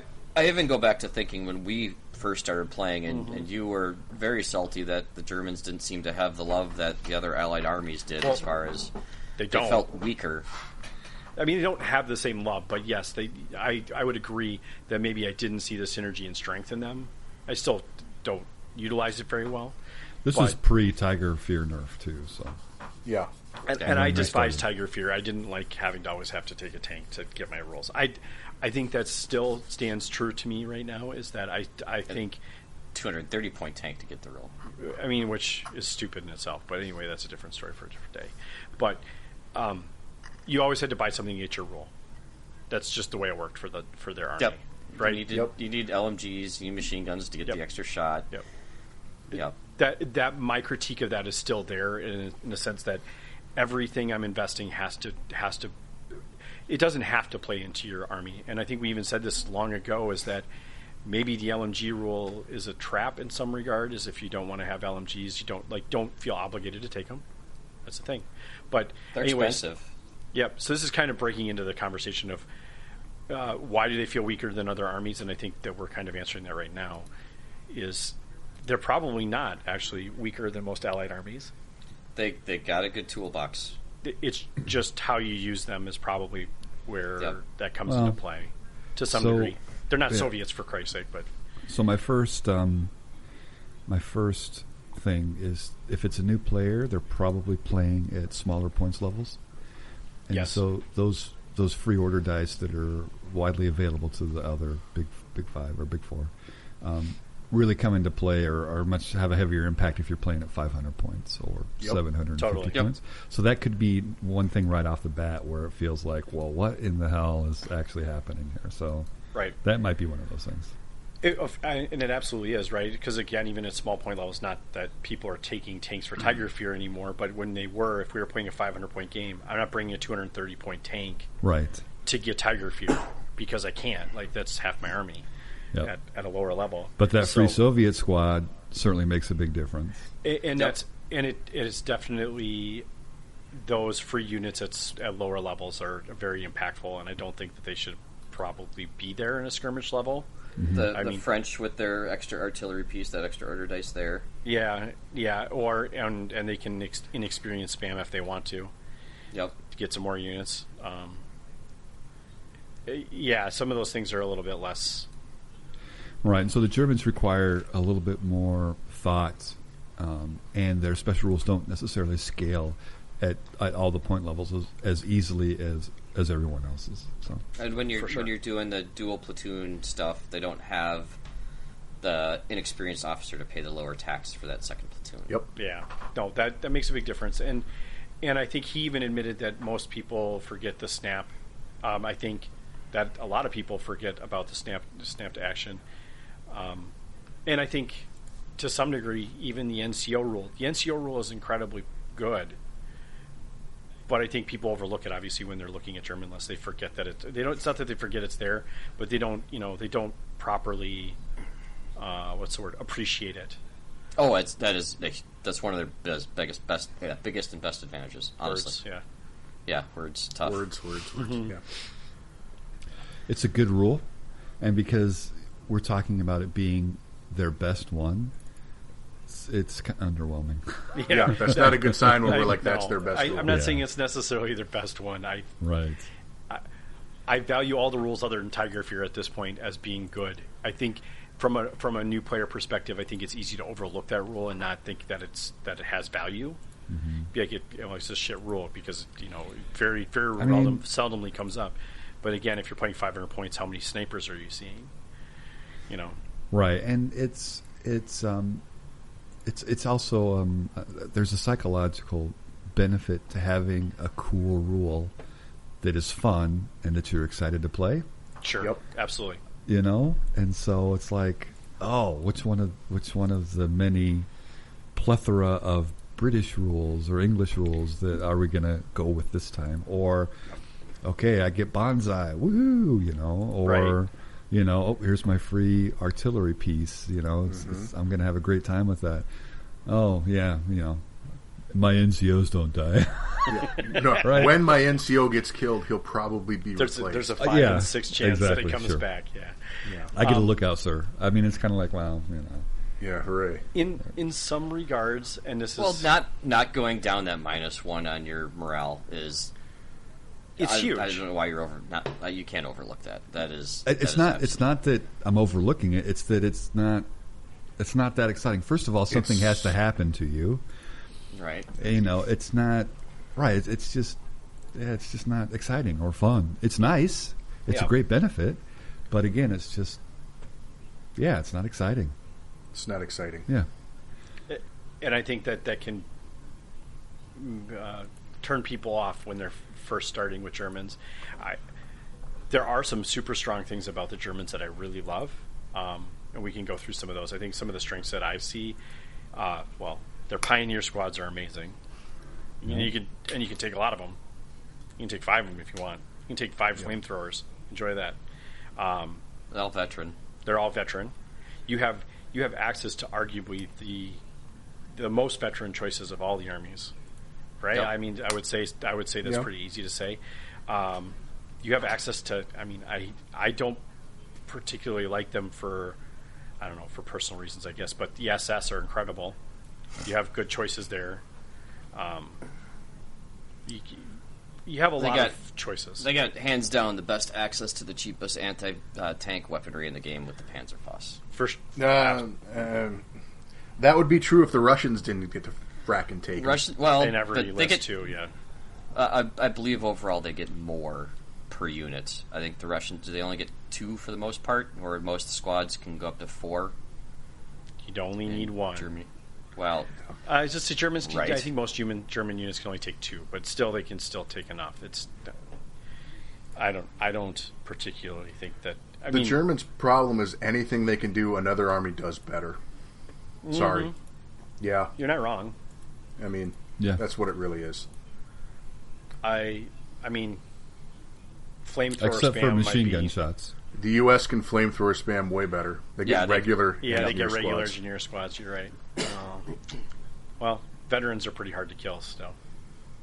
Well, I mean, sure, but the U.S. can also get veteran engineers. So good point, actually. Again, and they get moving fire, so their weapons are more effective when they're moving up to use the flamethrowers. They don't have the flamehetzer though. They have something similar though. They got a flame MP Satan. I mean, it's the same things. The only thing that the Germans can do or could do better than the other armies was Tiger Fear, which has been nerfed. Yep. And obviously their machine guns are better. Yep. Which have limited utility.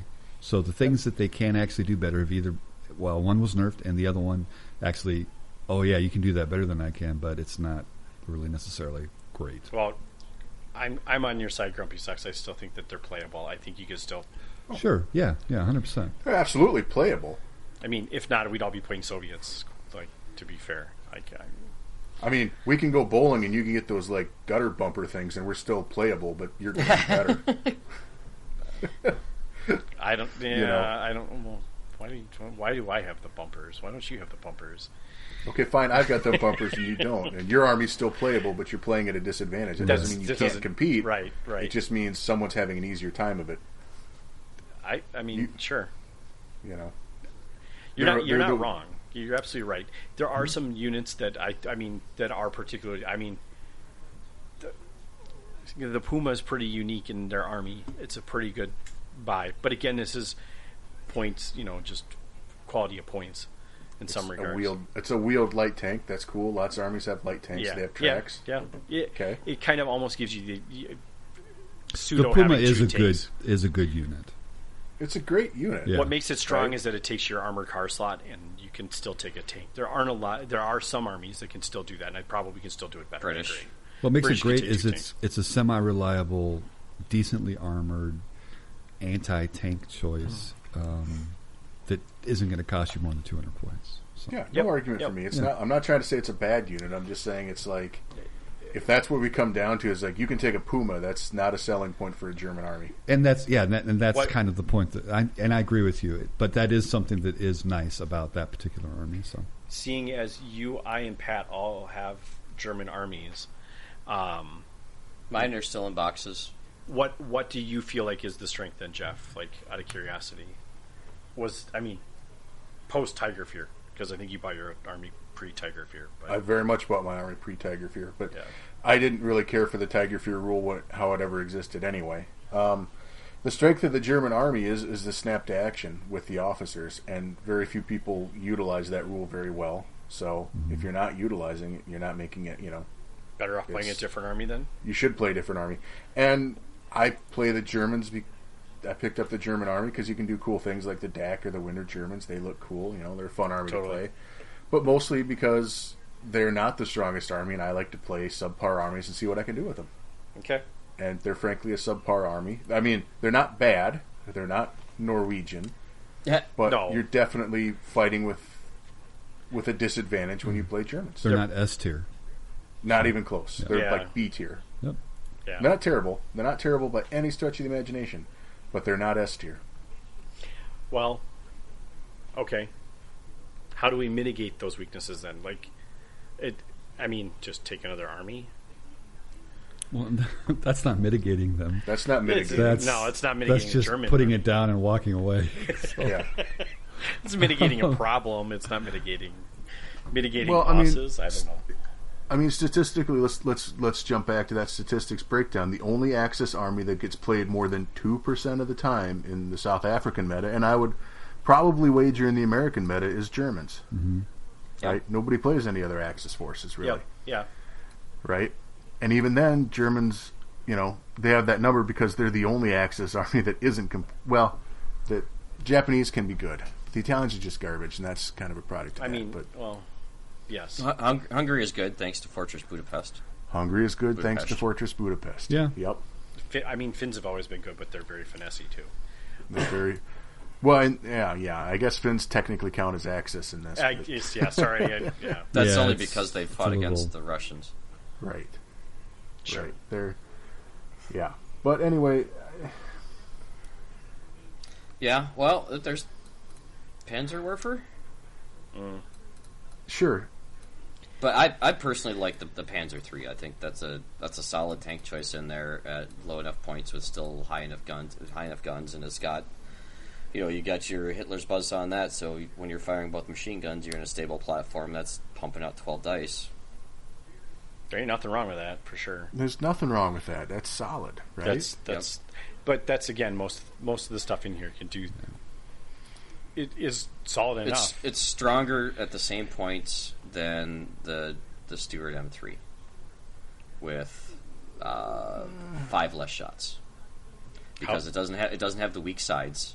They're both around 135 points regular, and they both have the same light anti-tank gun, and so yeah. It's a straight up 8. This is the G? No, not the G. The CD. G is still in there.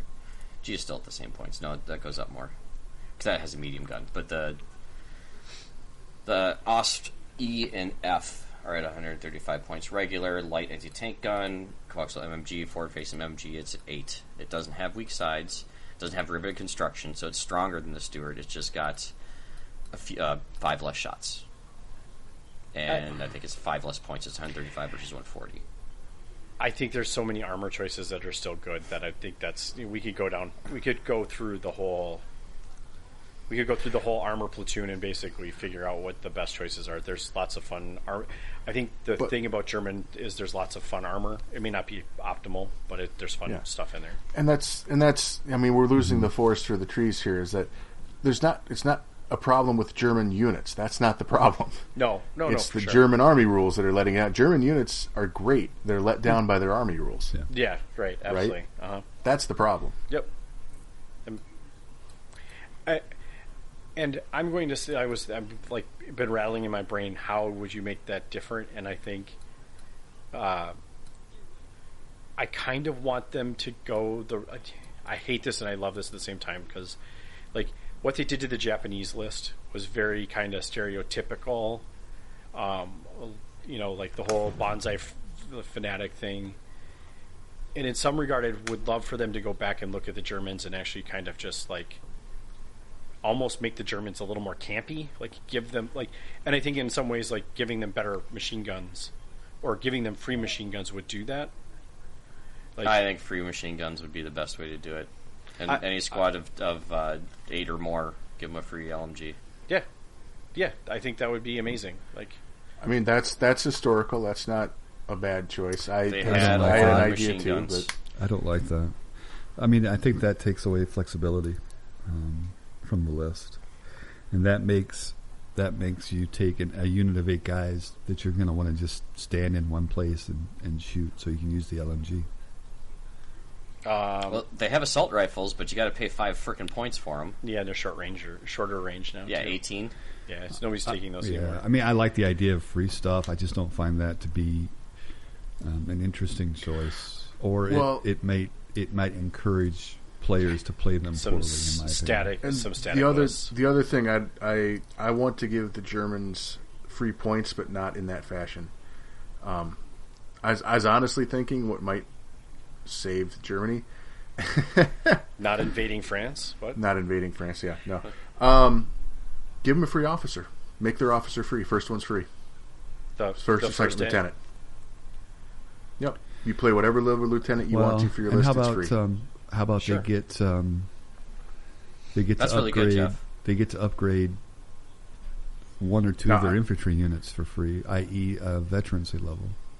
Turn a regular into a veteran. I want the free order dice. Yeah, I like that. That's that the really officer good. gives you. They get a free veteran first lieutenant.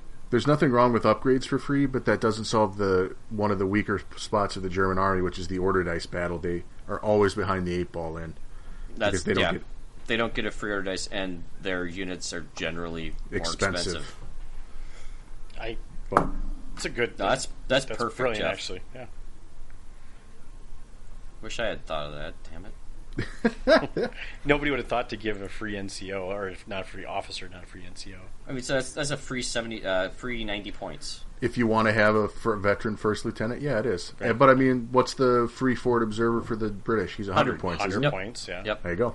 100, right around 100 for that Russian list, that Russian. And the free artillery pieces are, I want to say, 80 or 90, somewhere in there. 75 to 80 for the French, something like that. But in every case, I'd rather have the air observer or the artillery piece, though. It's just a higher impact piece. Well, I mean, if I have a free officer, I now have the points available to get an artillery or air observer for points. Yep. I mean, it's essentially the freed same. Up 90 points. Yeah. It's the same as buying the air observer, except it flavor. Isn't, though. I mean, it's really not, because no one's buying a veteran first lieutenant. No, they cost too damn much. Right, but they could if it was free, see? Yes. Well, yeah, but I mean, the point was simply, now you can buy that thing. Well, but then you've lost 40 points effectively in the trade. Well, getting the free first lieutenant would pool into their Snap 2 special role. I like the synergy. I think that's a win to that. And so I'm trying to, I'm wondering if, there's another way you could add a little bit more synergy to it. So it's a free dice, so that's a win there. That's got some synergy, but it's just, I don't know. It's almost like, I wish there was something else that one guy can do that helps you. I just don't know what it would be. I like it. I just wish there's a little bit more to it. I want you to get more games with different armies, 'cause I feel like you really undervalue officers when we play. I mean, that's not a strong suit of any of the armies you've played. Yeah, I mean, Japanese and Soviets are probably the ones they probably care the least about. Officers. Yeah, in general. Well, yeah. And never when you had play an officer Germans, do you that, so- really appreciate the officer and what they do. Okay. All right. Yeah, Like- 100%. Yeah, okay. I guess U.S. and German officers, but particularly your officer in your German army is vital to your success. And he synergizes all the rules. He snaps extra guys. You know, it's just super useful. But I mean, there's other ways. I You can do don't. something I don't play snap to action very well or at all. So yeah, well, you're certainly not alone in that. Most people don't really make use of that rule.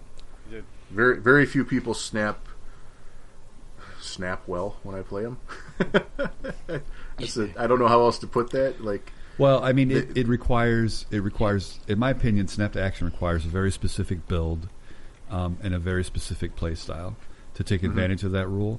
But in addition to effectively use snap to action, it also requires your opponent to kind of do their part to create the situation in which it is useful. And I typically don't play into that at all. And because I don't build my list to take, I just for my style of play, it's not useful for me. So That's fair. Yeah, that's very fair. Yeah, and I absolutely do play to make use of snap to action particularly when I use my German army. Yeah, and to great effect too. So, and maybe that's part of what goes into the Army Special Rules is kind of a style of play. So yeah. That would be a given that every army has a style of play that probably suits it better than others, or I almost wish they included a way to kind of break, like the generic reinforced platoon selector or something like that. So, in the same way that break it. Well, in the same way that the French kind of get an extra artillery selection beyond what would normally be allowed, if somehow they. But I don't know what that would be necessarily. So, well, they could still take a second officer. Yeah, but Dale's getting at like it's something that is outside the selector that gives them a bonus, and okay, there's lots of ideas I have for that are themey, but like they're also, I feel like they're too restrictive. Like you could give them a free Pack 40 because those are almost every German army would have had a Pack 40 anti-tank gun available, but then you're kind of hamstringing people. Into like, I have to take a non-mobile artillery piece. Bleh. Yeah, right. Yeah. So. I mean, does the idea of them just like I kind of like what you're thinking, Dale, and in the idea of breaking the reinforced platoon. But what if they just broke the point structure in a regard like, okay, their veterans are a little bit cheaper than everyone else's. Their rules maybe aren't as good, but if you brought like a 1 point discount on all their veterans, right? or 1 or 2 point discount on their veterans. So you're encouraging veterans in the army. I like something like that because then that also gives them a little bit of flexibility in regards to I've got this bucket of points that I can do something with my list that I wouldn't be able to normally. So, but you have upgraded infantry. You get some of the stuff that you would have not normally gotten otherwise too. Yeah. I mean, I don't care if I get a free dice, but you're going to make that up somewhere in that regard, right? Like if I'm saving some points here and there or shaving points, if I'm taking LMGs and I don't have to pay for them, great. Then that means I can put that 100 points somewhere else or whatever. Yeah. The veteran one, the only problem with that is you're not actually saving that many points. I mean, are you going to have more than 40 veterans in a list? Because that's only 40 points you're making back. Yep. And I'm throwing out the idea of what if that were the case. Maybe it is. Maybe they get veterans at regular cost. I mean, that's not. You might have more dudes that are veteran. Right. Oh yeah. I mean, yeah. Jeff, I like the way that you're going. It's definitely better. I'm just like, Is there like one other little extra thing? But no, it's good. Well, what if, again, okay, so if you want to play the end, like, we're going down this rabbit hole, we're going to just keep going down it. Let's go further. Give him a free captain. No. Just to Jeff's idea about, if we're going to play up the snap to action in officers and stuff like that. What if you make their officers like chaplains too, in a sense that they get to remove a pin before they take their order check if they're snapping? You play the chaplain into it. I mean, essentially you're using the chaplain rules, but you're making your officers just that much better. Yeah. I don't know. It might make things overly complicated. Yeah. You could also give them effectively that intelligence officer rule for free. There you go. Where they can, try to have one of their dice come out of the bag first on a turn when they make a roll for it. Which also synergizes to the extra snap to action. Mm-hmm. Yeah. Dude, that would I think be really that would awesome. be cool. I think that would be really cool.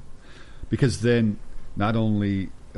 because then that really encourages a particular kind of play style, because basically what you're doing is you're setting up for a big start to an important turn, effectively. Right. That is... Which I think is interesting play. Yeah. Yep. And just a chance to to get that off, I think is fun. So. Yeah, I agree. I think that's fun. I like that. I'm circling back because I still think, in lieu of other armies getting free order dice, they need a free order dice ability somewhere in there. Yeah, I think so. It doesn't specifically have to be like, here's an extra order dice, but or maybe it is. Maybe that's the German special rule. You get to throw an extra order dice in the bag, so it's more likely one of yours comes up. You don't get a unit. Does nothing. You don't get a unit for it. You just get an extra dice in the bag. That's the best. That would be the biggest FU to me. Complaining about no free order dice. How about hey, you get a free order dice. You don't get a unit with it. Just use a free order dice. How about one order dice for every level your officer is above a second lieutenant? There you go. I mean, that's not bad. So that would be your first lieutenant gives you a free order dice. Yeah. Yep. If you take a captain, you get 4. If you take a captain or a major, you get 3 more. Oh, that's the headaches that would cause as far as being able to know what unit's doing what, and just have extra dice sitting and eventually that kind of that might break it, unfortunately. Yeah, a I like the fun idea. rule, but not a good idea. Yeah, I think we've done this 14 times in 14 different episodes as far as making the Germans better. I think there's lots of ways we haven't fixed them yet. Damn it, we got to keep working. Right. At I still think new machine gun rules. So expect make maybe we can do one of those polls on Discord and with the 3 or 4 ideas we put together and see what other people think. Yeah, which one's the best? Which person got it right? Well, no, just crowdsource what people think. If maybe Hitler's buzzsaw... What do you of the ideas we came up with would make the Germans feel more playable to you, feel like they're not getting snuffed at lower point values that they are against the other allies with the free order dice or the free unit? Sure. Or do you have something we didn't come up with? So which I'm sure somebody does. And I'm going to caveat that because we have gotten a few ideas, and I appreciate the ideas. I think there's something to be considered when you're coming up with these ideas, and I think that they need to be simple. They need to be, I think the few that we've seen have been fairly complex and required a fair amount of describing them. You can't, this game is simple at the base level. You need to make sure that whatever new special rule you think up needs to be as simple as free order dice, or, you don't move and shoot penalty.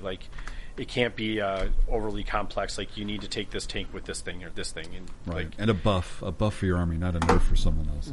Right. Well, yes. But just the idea of if you can't describe it in 2 sentences or less, you're probably gonna. It's too complicated. It's too complicated for this game. This game has deep strategy behind it, but the rules at a base level are very simple. So I think that's something to keep in mind. Don't look at the Great Britain book, because that getting all those special rules makes my head hurt. But the idea of something, but you know what I'm saying? Just the idea of it needs to be concise so that people will play it and remember it. Half the people forget Tiger Fear because there's probably it slows down the game. And now it's too much because now we got to measure and stuff too. It slows the game down. It just slows the game everything down. We down. don't want that. We want the game to keep moving. Yep. I would love to hear what people think, as long as you keep those guidelines in mind, that it should be simple enough to understand without having to read 3 paragraphs. So, yeah, the Germans, we think they need help. Apparently, I didn't think they needed help, but I guess now that you've made me think otherwise now. Well, sorry about that. I think it comes from our background a little bit too, where when those new rules came out in Warhammer Fantasy, we were excited to see what was new and fun and fresh and stuff like that. And it was always kind of, I mean, for the most part, you always kind of excited for the guys that got the new books, because they were going to have new toys and that they were going to have fun, and I always kind of got a kick out of that. And so I'd like all the German players to be excited about playing Germans again. So, yep, right. The campaign books added nearly 100 units, most of which aren't great, and most of which are now also been obsoleted.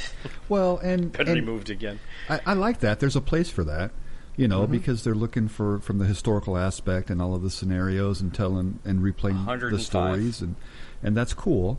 But not everyone is going to love that and have a lot of fun with that. Some guys are going to be like, oh man, I wish that I had something that was as cool as the Gurkhas, or as fun as the Polish Lancers, or the Gaz, a mobile machine gun platform that can drive around and just blow the shit out of everything.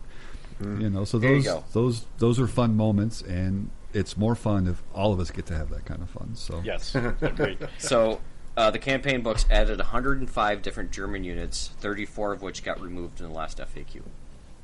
Oh, that's not a zero number. That's actually a big number. I'm guessing those 34 were probably, most of them were not that were not probably played that frequently, but maybe a couple more. No.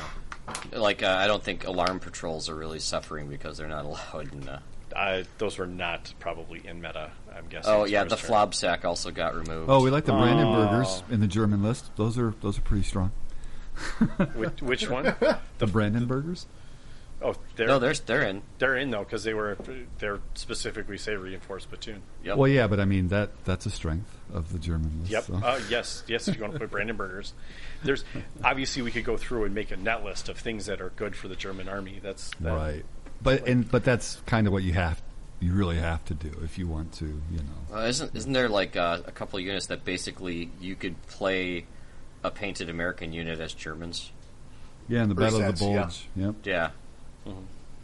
Yep. Although I don't think that selector made it into the generic reinforced platoon. So. I'd have to look. I don't remember. Which one was it? Battle of the Bulge. The Panzer Ersatz list.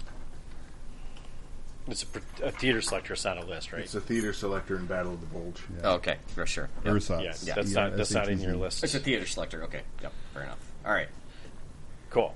All right, let's talk some other stuff here. I don't know how to even start this one, other than I was probably saltier earlier when I was talking to Pat about it than I should have been. I don't personally know Peter West, but so he was the tournament organizer for CanCon down in Australia for a number of years. Okay. And CanCon is probably one of the largest bolt action events in the world. They usually have 100 plus participants. It's huge, yeah, for sure. And I don't know what else he does in his life, if he's a writer or what he does or whatever, but he had a passion for the Bulgarians and felt that there was not quite enough covered in Italy and the Axis. And so he took it upon himself to do some writing and some research and put it out there. In fact, I first heard about this on Cast Dice. They had Brad interviewed Peter in one of their more recent episodes about a month ago. It was really good. If you get a chance to listen to it, absolutely do that. And I just thought we'd go ahead and share this a little bit. And then I was this, all these things start somewhere, and if someone's got a good idea, I mean, don't hesitate to put it together. I mean, don't just do it because, like, I think what Rick was thinking is like, oh, the rules are crap in that, I want to write my own so it's better. And I don't think that's what he did here. I think he very well balanced what was already in writing for the Warlord book and expanded onto it, and it looks like he's done some good historical research. I don't have any means of refuting what he's done, but Right. I know a couple of guys who are going to look at it now because I've passed it along, which I think hopefully Peter's okay with that. I thought it was interesting enough and worthy, and we're just going to kind of go through and kind of give it a review and give our thoughts on some of the stuff. So, is that a good enough intro for it, Rick? Yeah, that's great. That's better than I could have done any day of the week because I have mixed bags on the idea of. Let me start out by saying, I agree, Pat, that I think it's commendable that someone is writing and spending this much time researching it. I think that's awesome. What I have a tough time with is how does this play with, especially in a circumstance where Bulgaria already has a list. I agree, it's probably underwhelming and not great. But we just got done saying that we think that the Germans are the same way. I worry that we're getting into a position where if people are writing their own, and I don't think this, having read a good part of this, I don't agree that this is probably not them trying to make an overpowered list by any stretch of the imagination. That doesn't seem to be the case. I think he's doing a pretty good job of trying to make it fit into bolt action, but Yep. it's just, I worry about encouraging people to go out and do that and then make a list that's probably, you've seen it in every other game system you've ever seen, is somebody goes out, makes a list, and they're like, it's super overpowered, right? It's comparative to everything else. You're like, wow, that's really busted. Like, and they don't take that feedback into account. And I don't think that's really what's going on here. I think Peter just done a pretty good job overall, like as far as making a good list. But that's what I get hung up on whenever I hear someone made a PDF, because I came from Warhammer, and if someone did that in Warhammer, it's 99 out of 100 times that shit was overpowered, 100%, like guaranteed, almost 100%. So, but this is historically based, so it's a little different, obviously. But So in his very first sentence, he simply says, "This is an unofficial army list that expands the Bulgarian army list and armies of Italy and the Axis." Yeah. Club. and A full range of historical Bulgarian units in bolt action. So, and even his footer on every page is like, any feedback, here's my email, send it to me. yeah, no, I think that's it's commendable that he was looking for people to read this and make comment on it. I think that says a lot. And I've even had some correspondence today with Brad, who interviewed him, and obviously has his contact info, and I don't directly. Well, I guess I did at the bottom of the page, but Yeah, I was gonna say it's in the PDF, dude. and he basically said that he is working on a final version of this. So what we have is kind of rough, and obviously you could use some formatting, but also keep in mind that the first rules for the Australian Army came out of the WWPD. Yeah, and then later was brought into the folds and worked through, and then eventually Alessio did editing, and then it became official PDF before they had the Campaign New Guinea book. So, I recognize that that's how the Australian book was created. I don't know. It's my overall feeling. I'm not saying that that's what this is, but anyway, let me tell you, I've had some people send some stuff that I haven't passed on to you guys. Right, so. right. Yeah, I mean that's that's the other side of things, right? Is like there are definitely. This seems far more polished than most other things that I have seen as well. So that is a good sign. So let's go through it. I think that's all of our caveats there. Yeah. Yeah, sorry. Right. I have to get that out there because I'm. Nope, I understand. If anyone please, hence my tone throughout this, it's not necessarily Peter's fault. It's just my take on the idea of unofficial lists is a little bit tainted. and for all I know, he might very well be a World War II historian or professor or something. I have no idea, but I don't know. I'm Sure. Just, sorry. Yeah. I have no idea. But all right, so the first thing he does is, if we're going to get into this, we ready? Yep, we're in. Let's go. All right, so the very first thing he does is remove stuff from the army of Bulgaria. Remove the Panzerschreck option. Remove the Samoa S-35. Remove the Savante 4732. Okay, well, he's already made them worse. So, and Really? again, he does have some notes, and he does make some historical stuff through here. We're not going to bore you with that. We're trying to keep the podcast under 4 hours. Good luck. And yeah, he goes through. He got a lot of historical stuff that I don't know if it's true or not. It's very interesting. I like it. Yeah, it's good flavor. Agreed. And then he comes into now he split them up between when they were Axis and when they were Allies, because they weren't Axis the whole time. They were annexed. Is that the right word? By the Russian Soviets? Freed? Probably more annexed. So, Under new management. yeah, There you go. much like the Romanians, they were taken over. So- Colonized. Yeah, to say it in British terms, sure. Okay, so he separates their time frames, right? So that's basically what he's doing here is saying. So that the Axis Army Special rules are per the Bulgarian Army. If anyone remembers what those are. Well, that's the rule. Axis allies is the rule. It means you get to take a piece of equipment from the Axis army. Yes, and then it's also the counter-partisans as well. Which is an awesome rule. Yep, it is. If you don't remember what that one is, it means they don't have the penalty for outflank. Okay. Right? I see. No. No, they stop others from They stop. outflanking. Yep, they stop others from outflanking. Thank you. Yeah. Ooh, wow. Yeah, they're really good. They're the anti-partisan army. The anti-outflanker whatever army. They're really good at it. They're the anti-Finnish army. Yes. Well, they're Very much so. How does any other army have that rule? Not that I can think of off the top of my head. At 12 o'clock at night. Yeah, no, I apologize for asking now because it's just like, how does that play in like the random table edge scenario? Because that's not really outflanking, I guess. That's not Because that's not outflanking. Yeah, That's okay. random deployment. Yeah. Yeah, okay. that's a scenario-specific rule.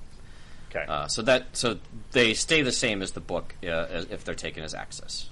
got it. Okay, Now, with the Allied Army, you substitute the special rules for this one. Soviet friends. It's Axis support, except you get to pick from the Soviet book. You get a Katusha. You could. Yep. yeah, that What doesn't it seem is. in flavor. But Sure it does. Well, instead of the Axis support rule, instead of getting a German unit, you're getting a Soviet unit. Soviet Union, yeah, it's just I suppose you could. Yeah, good point. That's no different than if a Nebelwerfer is an option. Then who cares? Right. Okay. So it can't. Let's see. Does not count to a normal platoon maximum, but cannot be a veteran and can't be a value of 10 plus. So it's basically the same as the Axis. It's just picking which army it's coming from. They also get the political reliability, and basically they are getting a free commissar.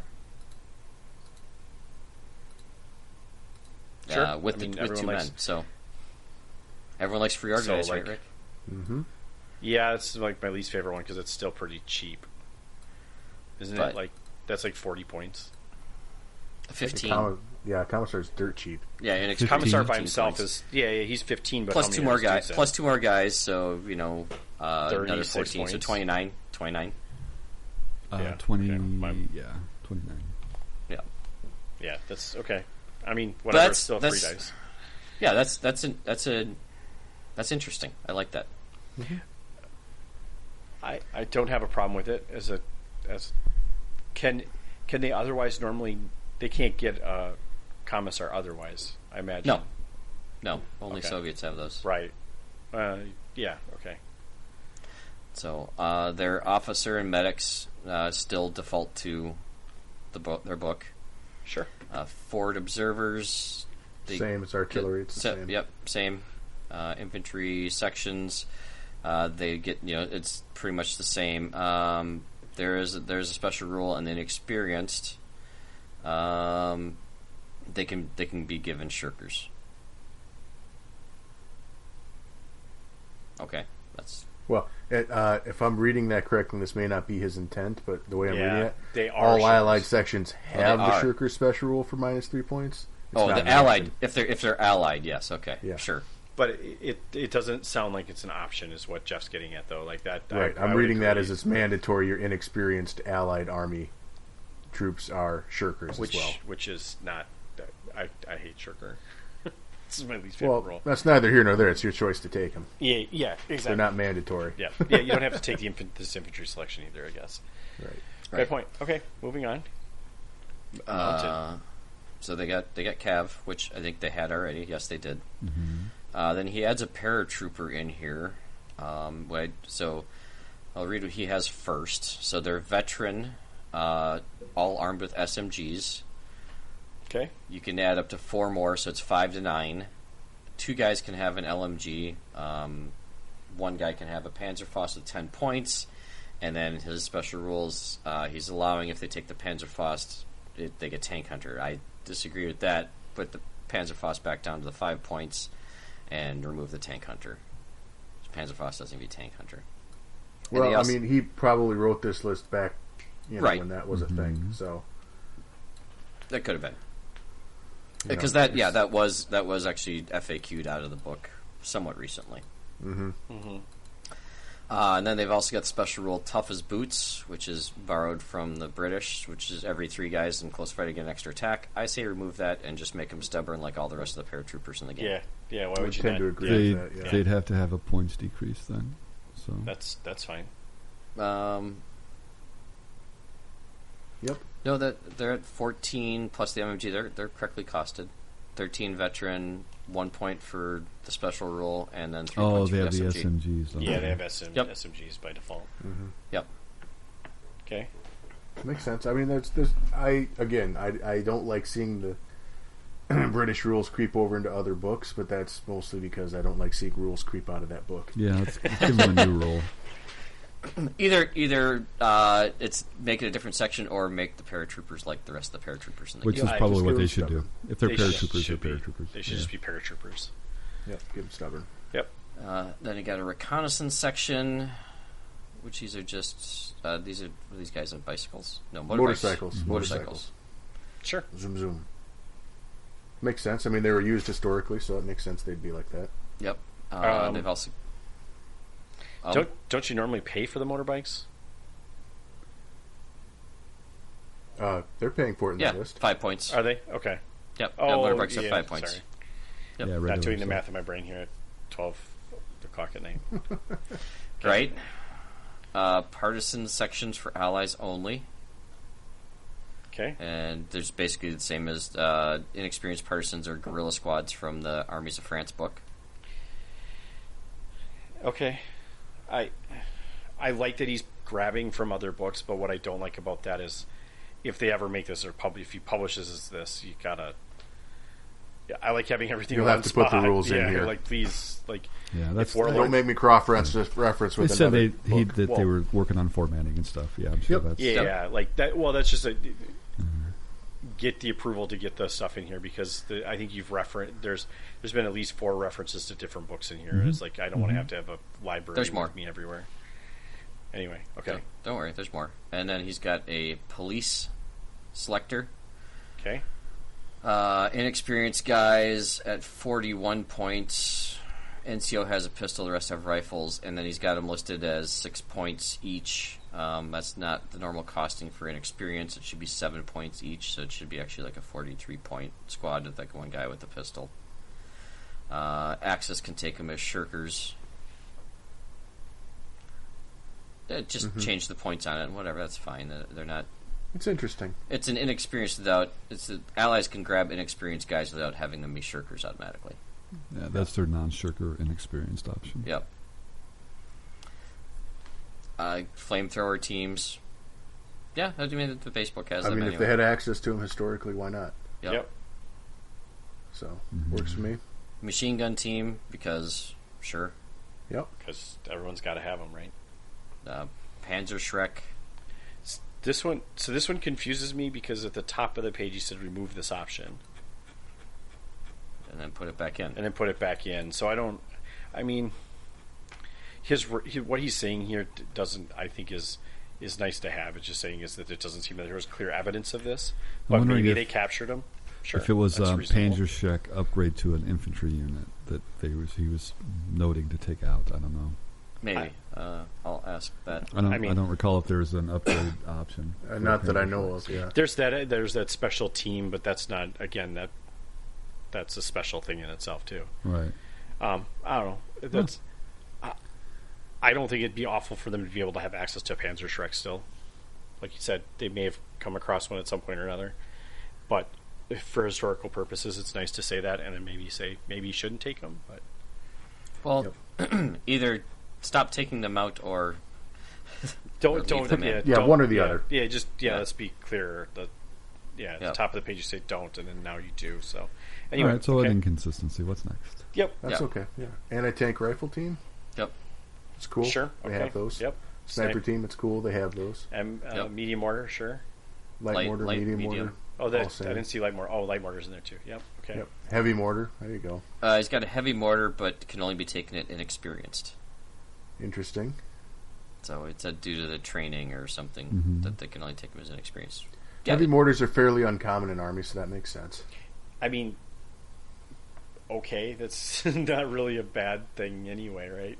Well, I can't use a spotter then, and Oh, your heavy good one call. you want a yeah, spotter yeah, with. you Right. probably do want. Yeah, good point actually. Yep.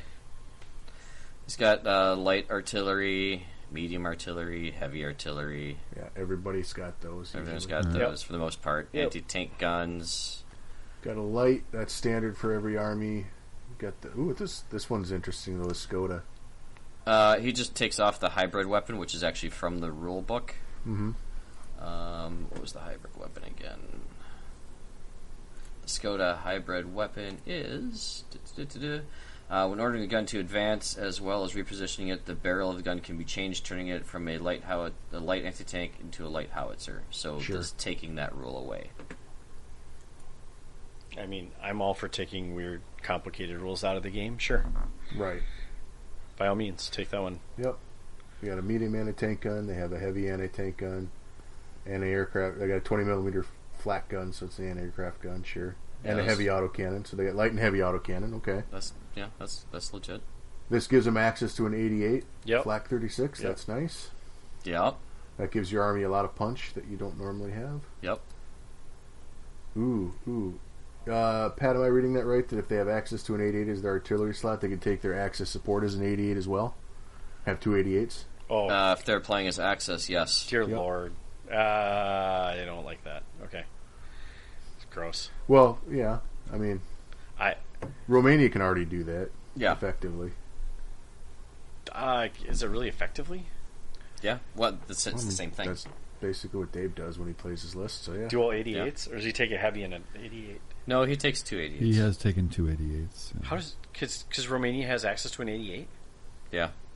Oh, okay, and then just the German units 88s as well. Okay, Yep. And then I takes mean- the Axis supporters in 88. yeah, that makes sense actually.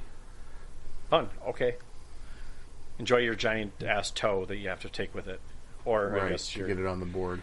yeah. Or not have it on the board. Or your horsies. Yeah, bring something to tow it on, or you're going to be in trouble. Okay, cool. Vehicles, I think this is where we'll see some better changes. The CV-33 tankette. Is that that's an Italian, yeah, CV-33. Yep. It's standard CV-33 tankette with occupation duties, a special rule.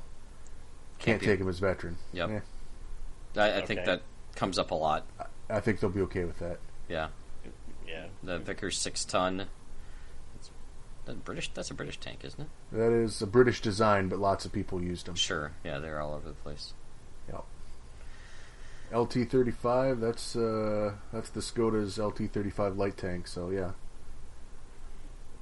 Yeah, Panzer 38. 35T if you're German. Yep. okay. Or 38T, I guess. I guess it counts as both. But Yep. again, all these vehicles have occupation duty so far, so you just can't take them as veteran. And This- Renault 35, with all the downsides of Renault 35, one-man turret and occupation duty. Yep. So you can take it if you like the flavor of the the Renault 35. What's this one? The Boinia Cola Maybach. Oh, it's a Panzer IV. Panzer Okay. 4. Yeah, it's just like, what is that? I think it's a non-Tiger Fear Panzer 4. Yeah. Sure. Yeah, it's the early ones, the GH and J, so no Tiger Fear. G has that's late for Panzer IV. That G has Tiger Fear. Does it? Yep. It would, except it looks like it's not in this. It does not in this one. You'd there's have to take Tiger your Fear in Axis this support list. to get the Tiger Fear because it would be all painted as Bulgaria. Yep. Where I like the special rule here, though. where did it say that? Well, because you're looking at the unit and the special rule, and it doesn't. Well, It See, entry for armies of Germany. So that just needs to be clarified for sure. Well, I know, but it doesn't. I mean, the entry of the Panzer IV. Oh, it does list. Does it list Tiger Fear in the Panzer IV? Yeah, it's a conversation that comes up with the Romanian list every time. Okay. Is that the German rules follow the tank because it is part of the tank itself? It's not buzzsaw where like it's a separate rule all in itself. Yeah. So there's also Hungary has a Panzer IV in their listed in their army list, which does not have Tiger Fear. Yep. But you can take one in Axis support that would have Tiger Fear. Oh my god, that would be confusing. It comes down to the paint job. I don't think this is as Axis support though. So I don't know. It'd be an interesting question. Yeah, I'd lean towards not the way it's written here. Yeah, me too. But it could. Maybe that's the intent. Just clarifying that would be awesome for this. Especially since Tiger Fear is not super hot anymore. So yeah, I mean, who gives a rip? Tiger Fear's trash now anyway, so who cares? And then special rule, you can't take it as inexperienced on these ones. Cool. Okay. I like that. Hotchkiss. Okay. You got to really read these. The Hotchkiss 39 Axis only. You can only take it as inexperienced. All right. And there's that Samoa S35 back in the list again. I'm super confused why he excluded stuff at the start if it's coming back in the list here. But because it can only be taken as inexperienced. Okay. And that could be said otherwise. Sure. Like it is right here. So that's just it's worth clarifying with him for sure. Mm-hmm. Yep. I know he knows what he's trying to say. I'm just telling him as a reader I'm not quite getting it. Right. Yes. Fair. So. And here's another one I'm not quite getting. Soviet support Allied only Panther. What? Soviet supplied Panther. So they captured? They captured them and then gave them to Bulgaria? Well, the Germans gave the Bulgarians Panthers, and then the Bulgarians switched sides, but they didn't give the Panther back. No take backsies. Right? They can only take him as inexperienced. Yeah. Okay. Sure. Right. I don't know that that counts for. Hang on, that counts for Panzer V, Panther, Panzer III, H and J, and a Turan 1. A Turan 1? That's French. No, the Turan 1's Romanian. Sorry, yeah. Even the Romanians don't have that, do they? Or is it Hungarian? Would they just raid a parking lot or something? Yes. They went to... There was a used car dealer on the corner that was giving, cash for clunkers, and... That would be a Turan 1. This is what they got. Anyway, they can only be inexperienced. Again, and I'm confused why this is listed as Soviet support. It's just letting you know that the Germans have left, so there's no supplies for the damn thing. Well, in that case, I think they should have the unreliable rule as well. Well, and low gas or something. That would be in flavor. I like the unreliable. Unreliable is probably better. I don't like the low fuel thing too, but yeah, because the gas is the same. Yeah, doesn't care what maybe gas he station doesn't you're like getting it from. Maybe he doesn't like siphoning out of cars. I don't know. Maybe they blew the car up. Whatever. Anyway, okay, moving along. Okay, the T-3485 is under the Soviet Friends rule, so maybe he's specifying what can be taken with the Soviet support. Yeah. And if that's what he's saying, I'm not 100% getting that. I'm only inferring that. So that should maybe be cleaned up a little bit. 3485 is a good tank, though. So it is. It's got a big gun. It does. It's a medium. Yep. And then they've got access to some Italian. Yeah, the 43, 47, 32. Wasn't that also removed at the top? Yes. Okay.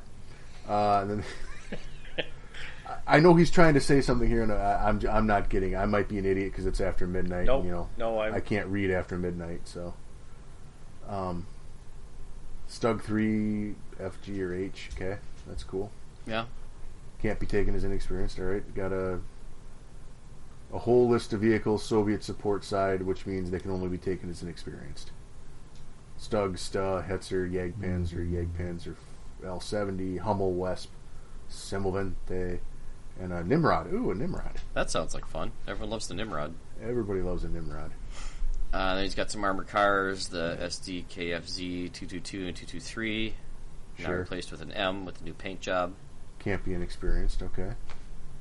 And then your generic assortment of trucks, Kubel wagons, it's a car. And artillery tractors.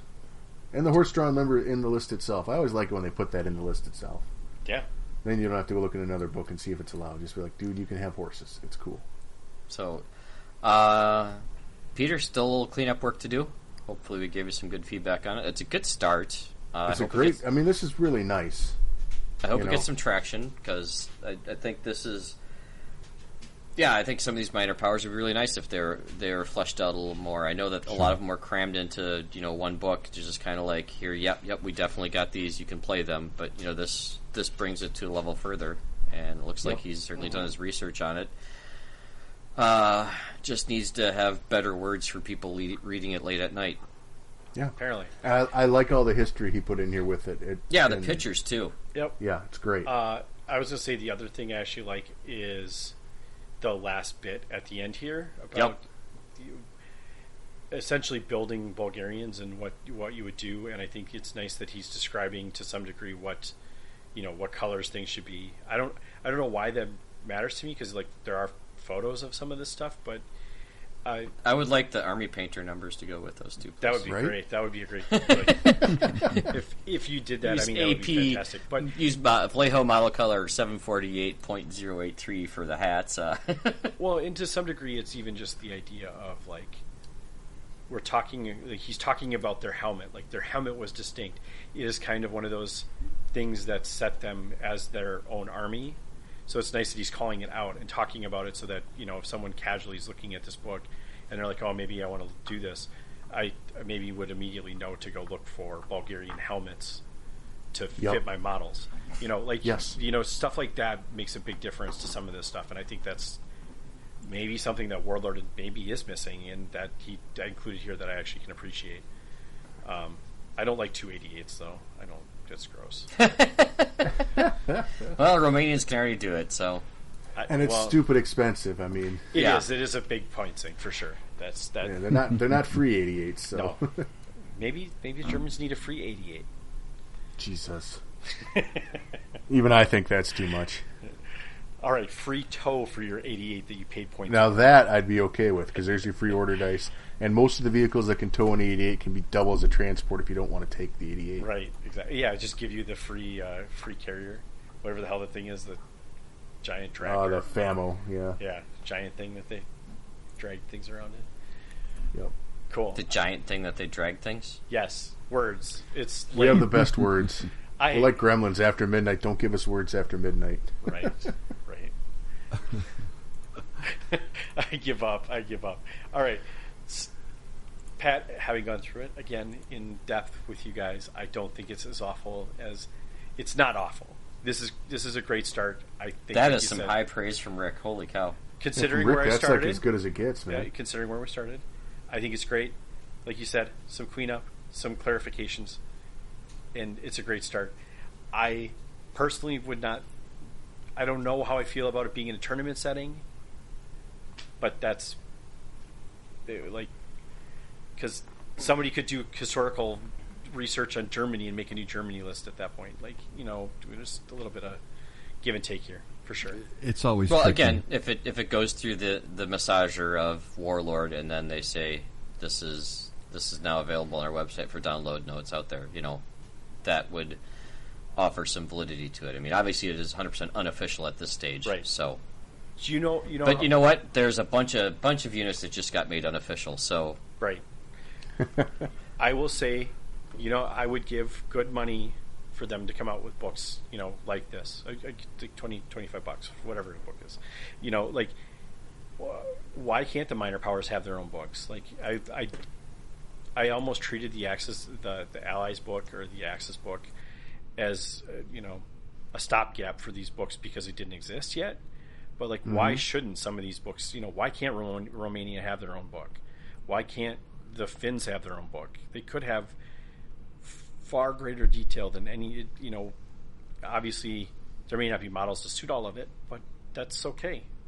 Like, somebody will make them. Well, or kit bash the shit out of them. Well, I mean, it's all the process that Warlord goes through.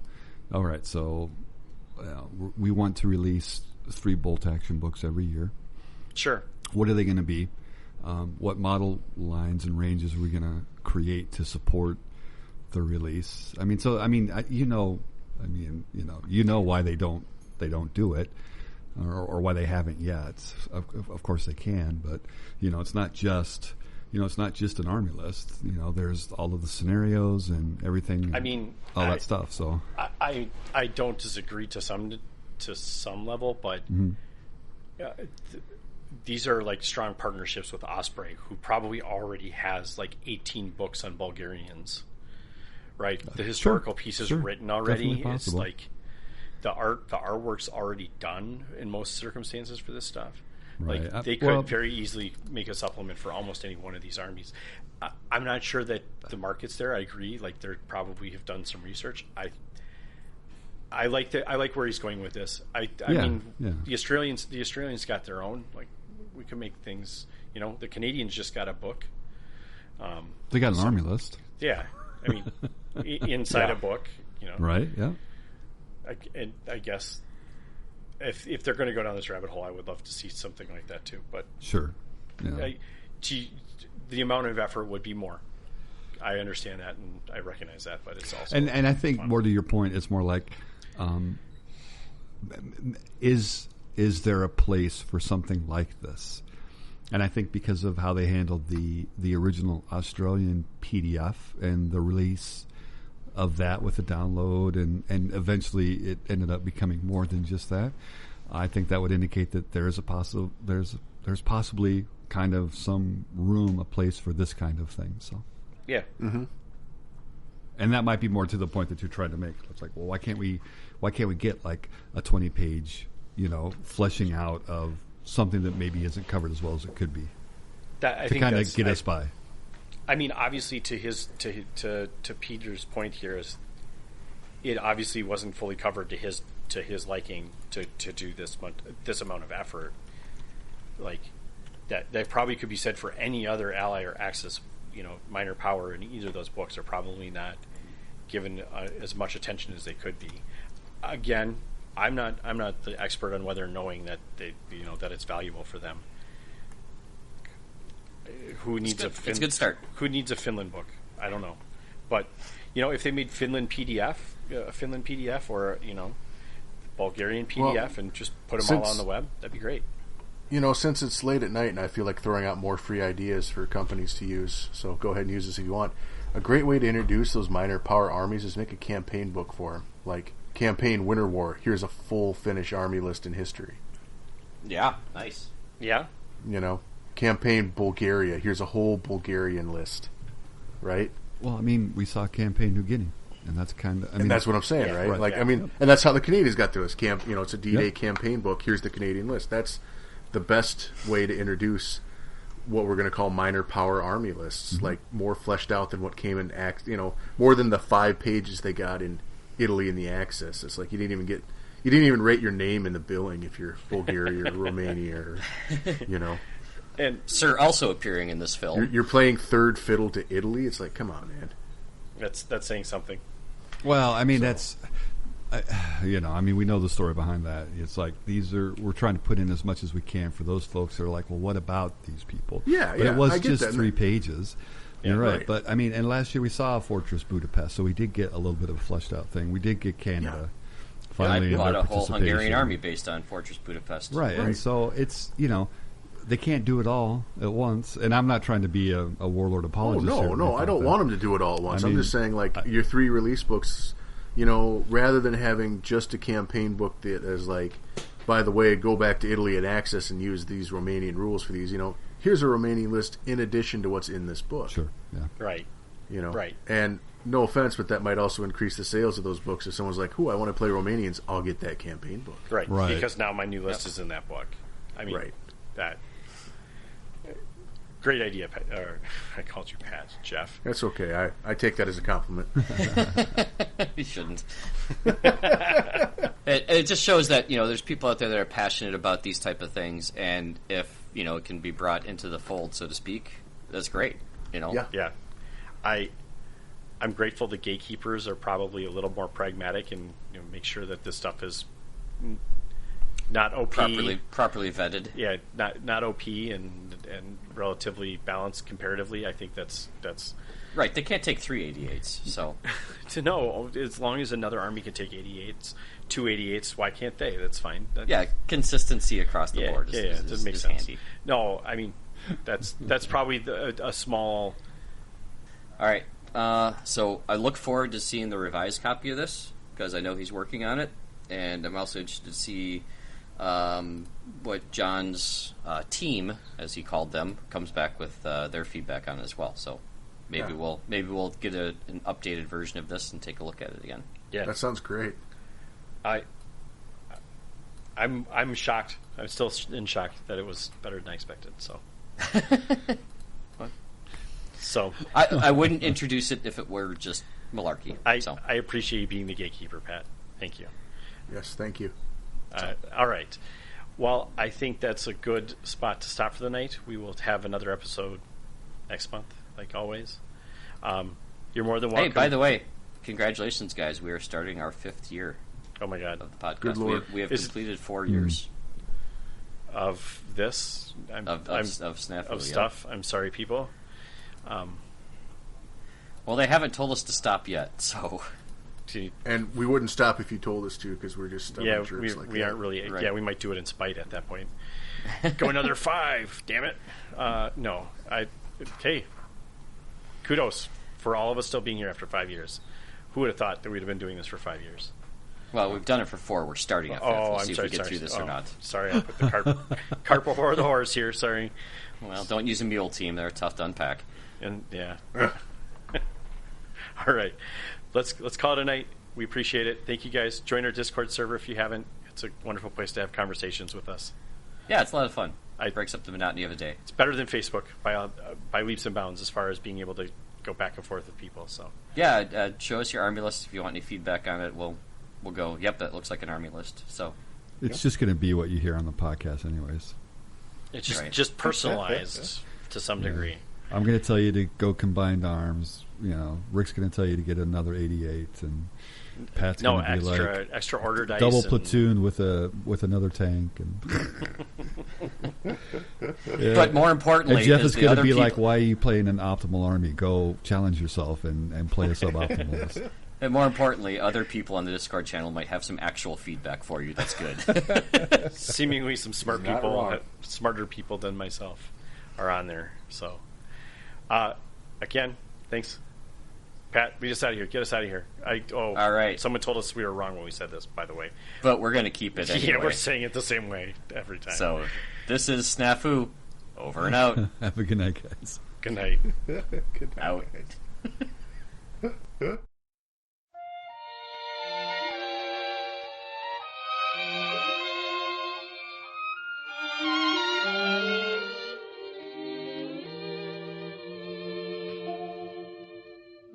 Haven't said thanks for that lovely weekend.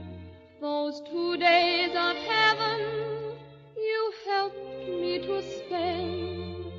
The thrill of your kiss as you stepped off the train. The smile in your eyes like the sun after rain.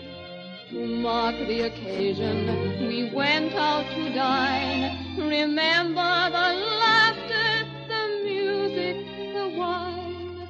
That drive in the taxi when midnight had flown. Then breakfast next morning, just we two alone. You had to go, the time was so short. We both had so much to say. Your kids to be packed, the train to be caught. Sorry I cried, but I just felt that way. And this letter I pen. My heart travels with you till we meet again. Keep smiling, my darling, and someday we'll spend a lifetime as sweet as that lovely weekend.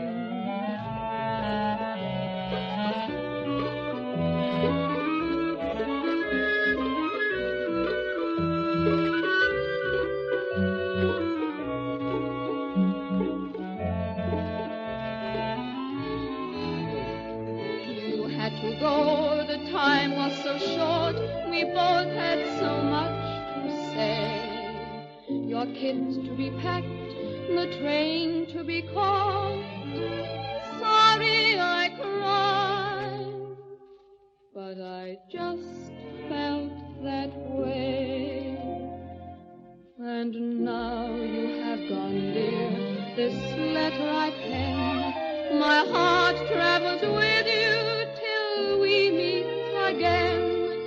Keep smiling, my darling, and someday we'll spend a lifetime as sweet as that lovely weekend.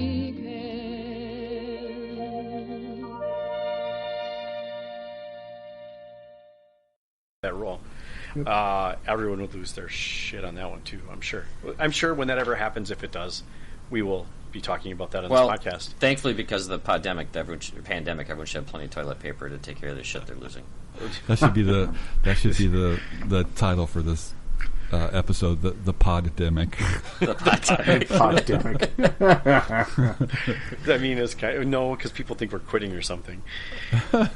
No, that'd be the podcalypse. A podcalypse The now. podcalypse. All the normal people, or not all the normal people. That's the wrong word to say. You might want to delete that one, Pat, please.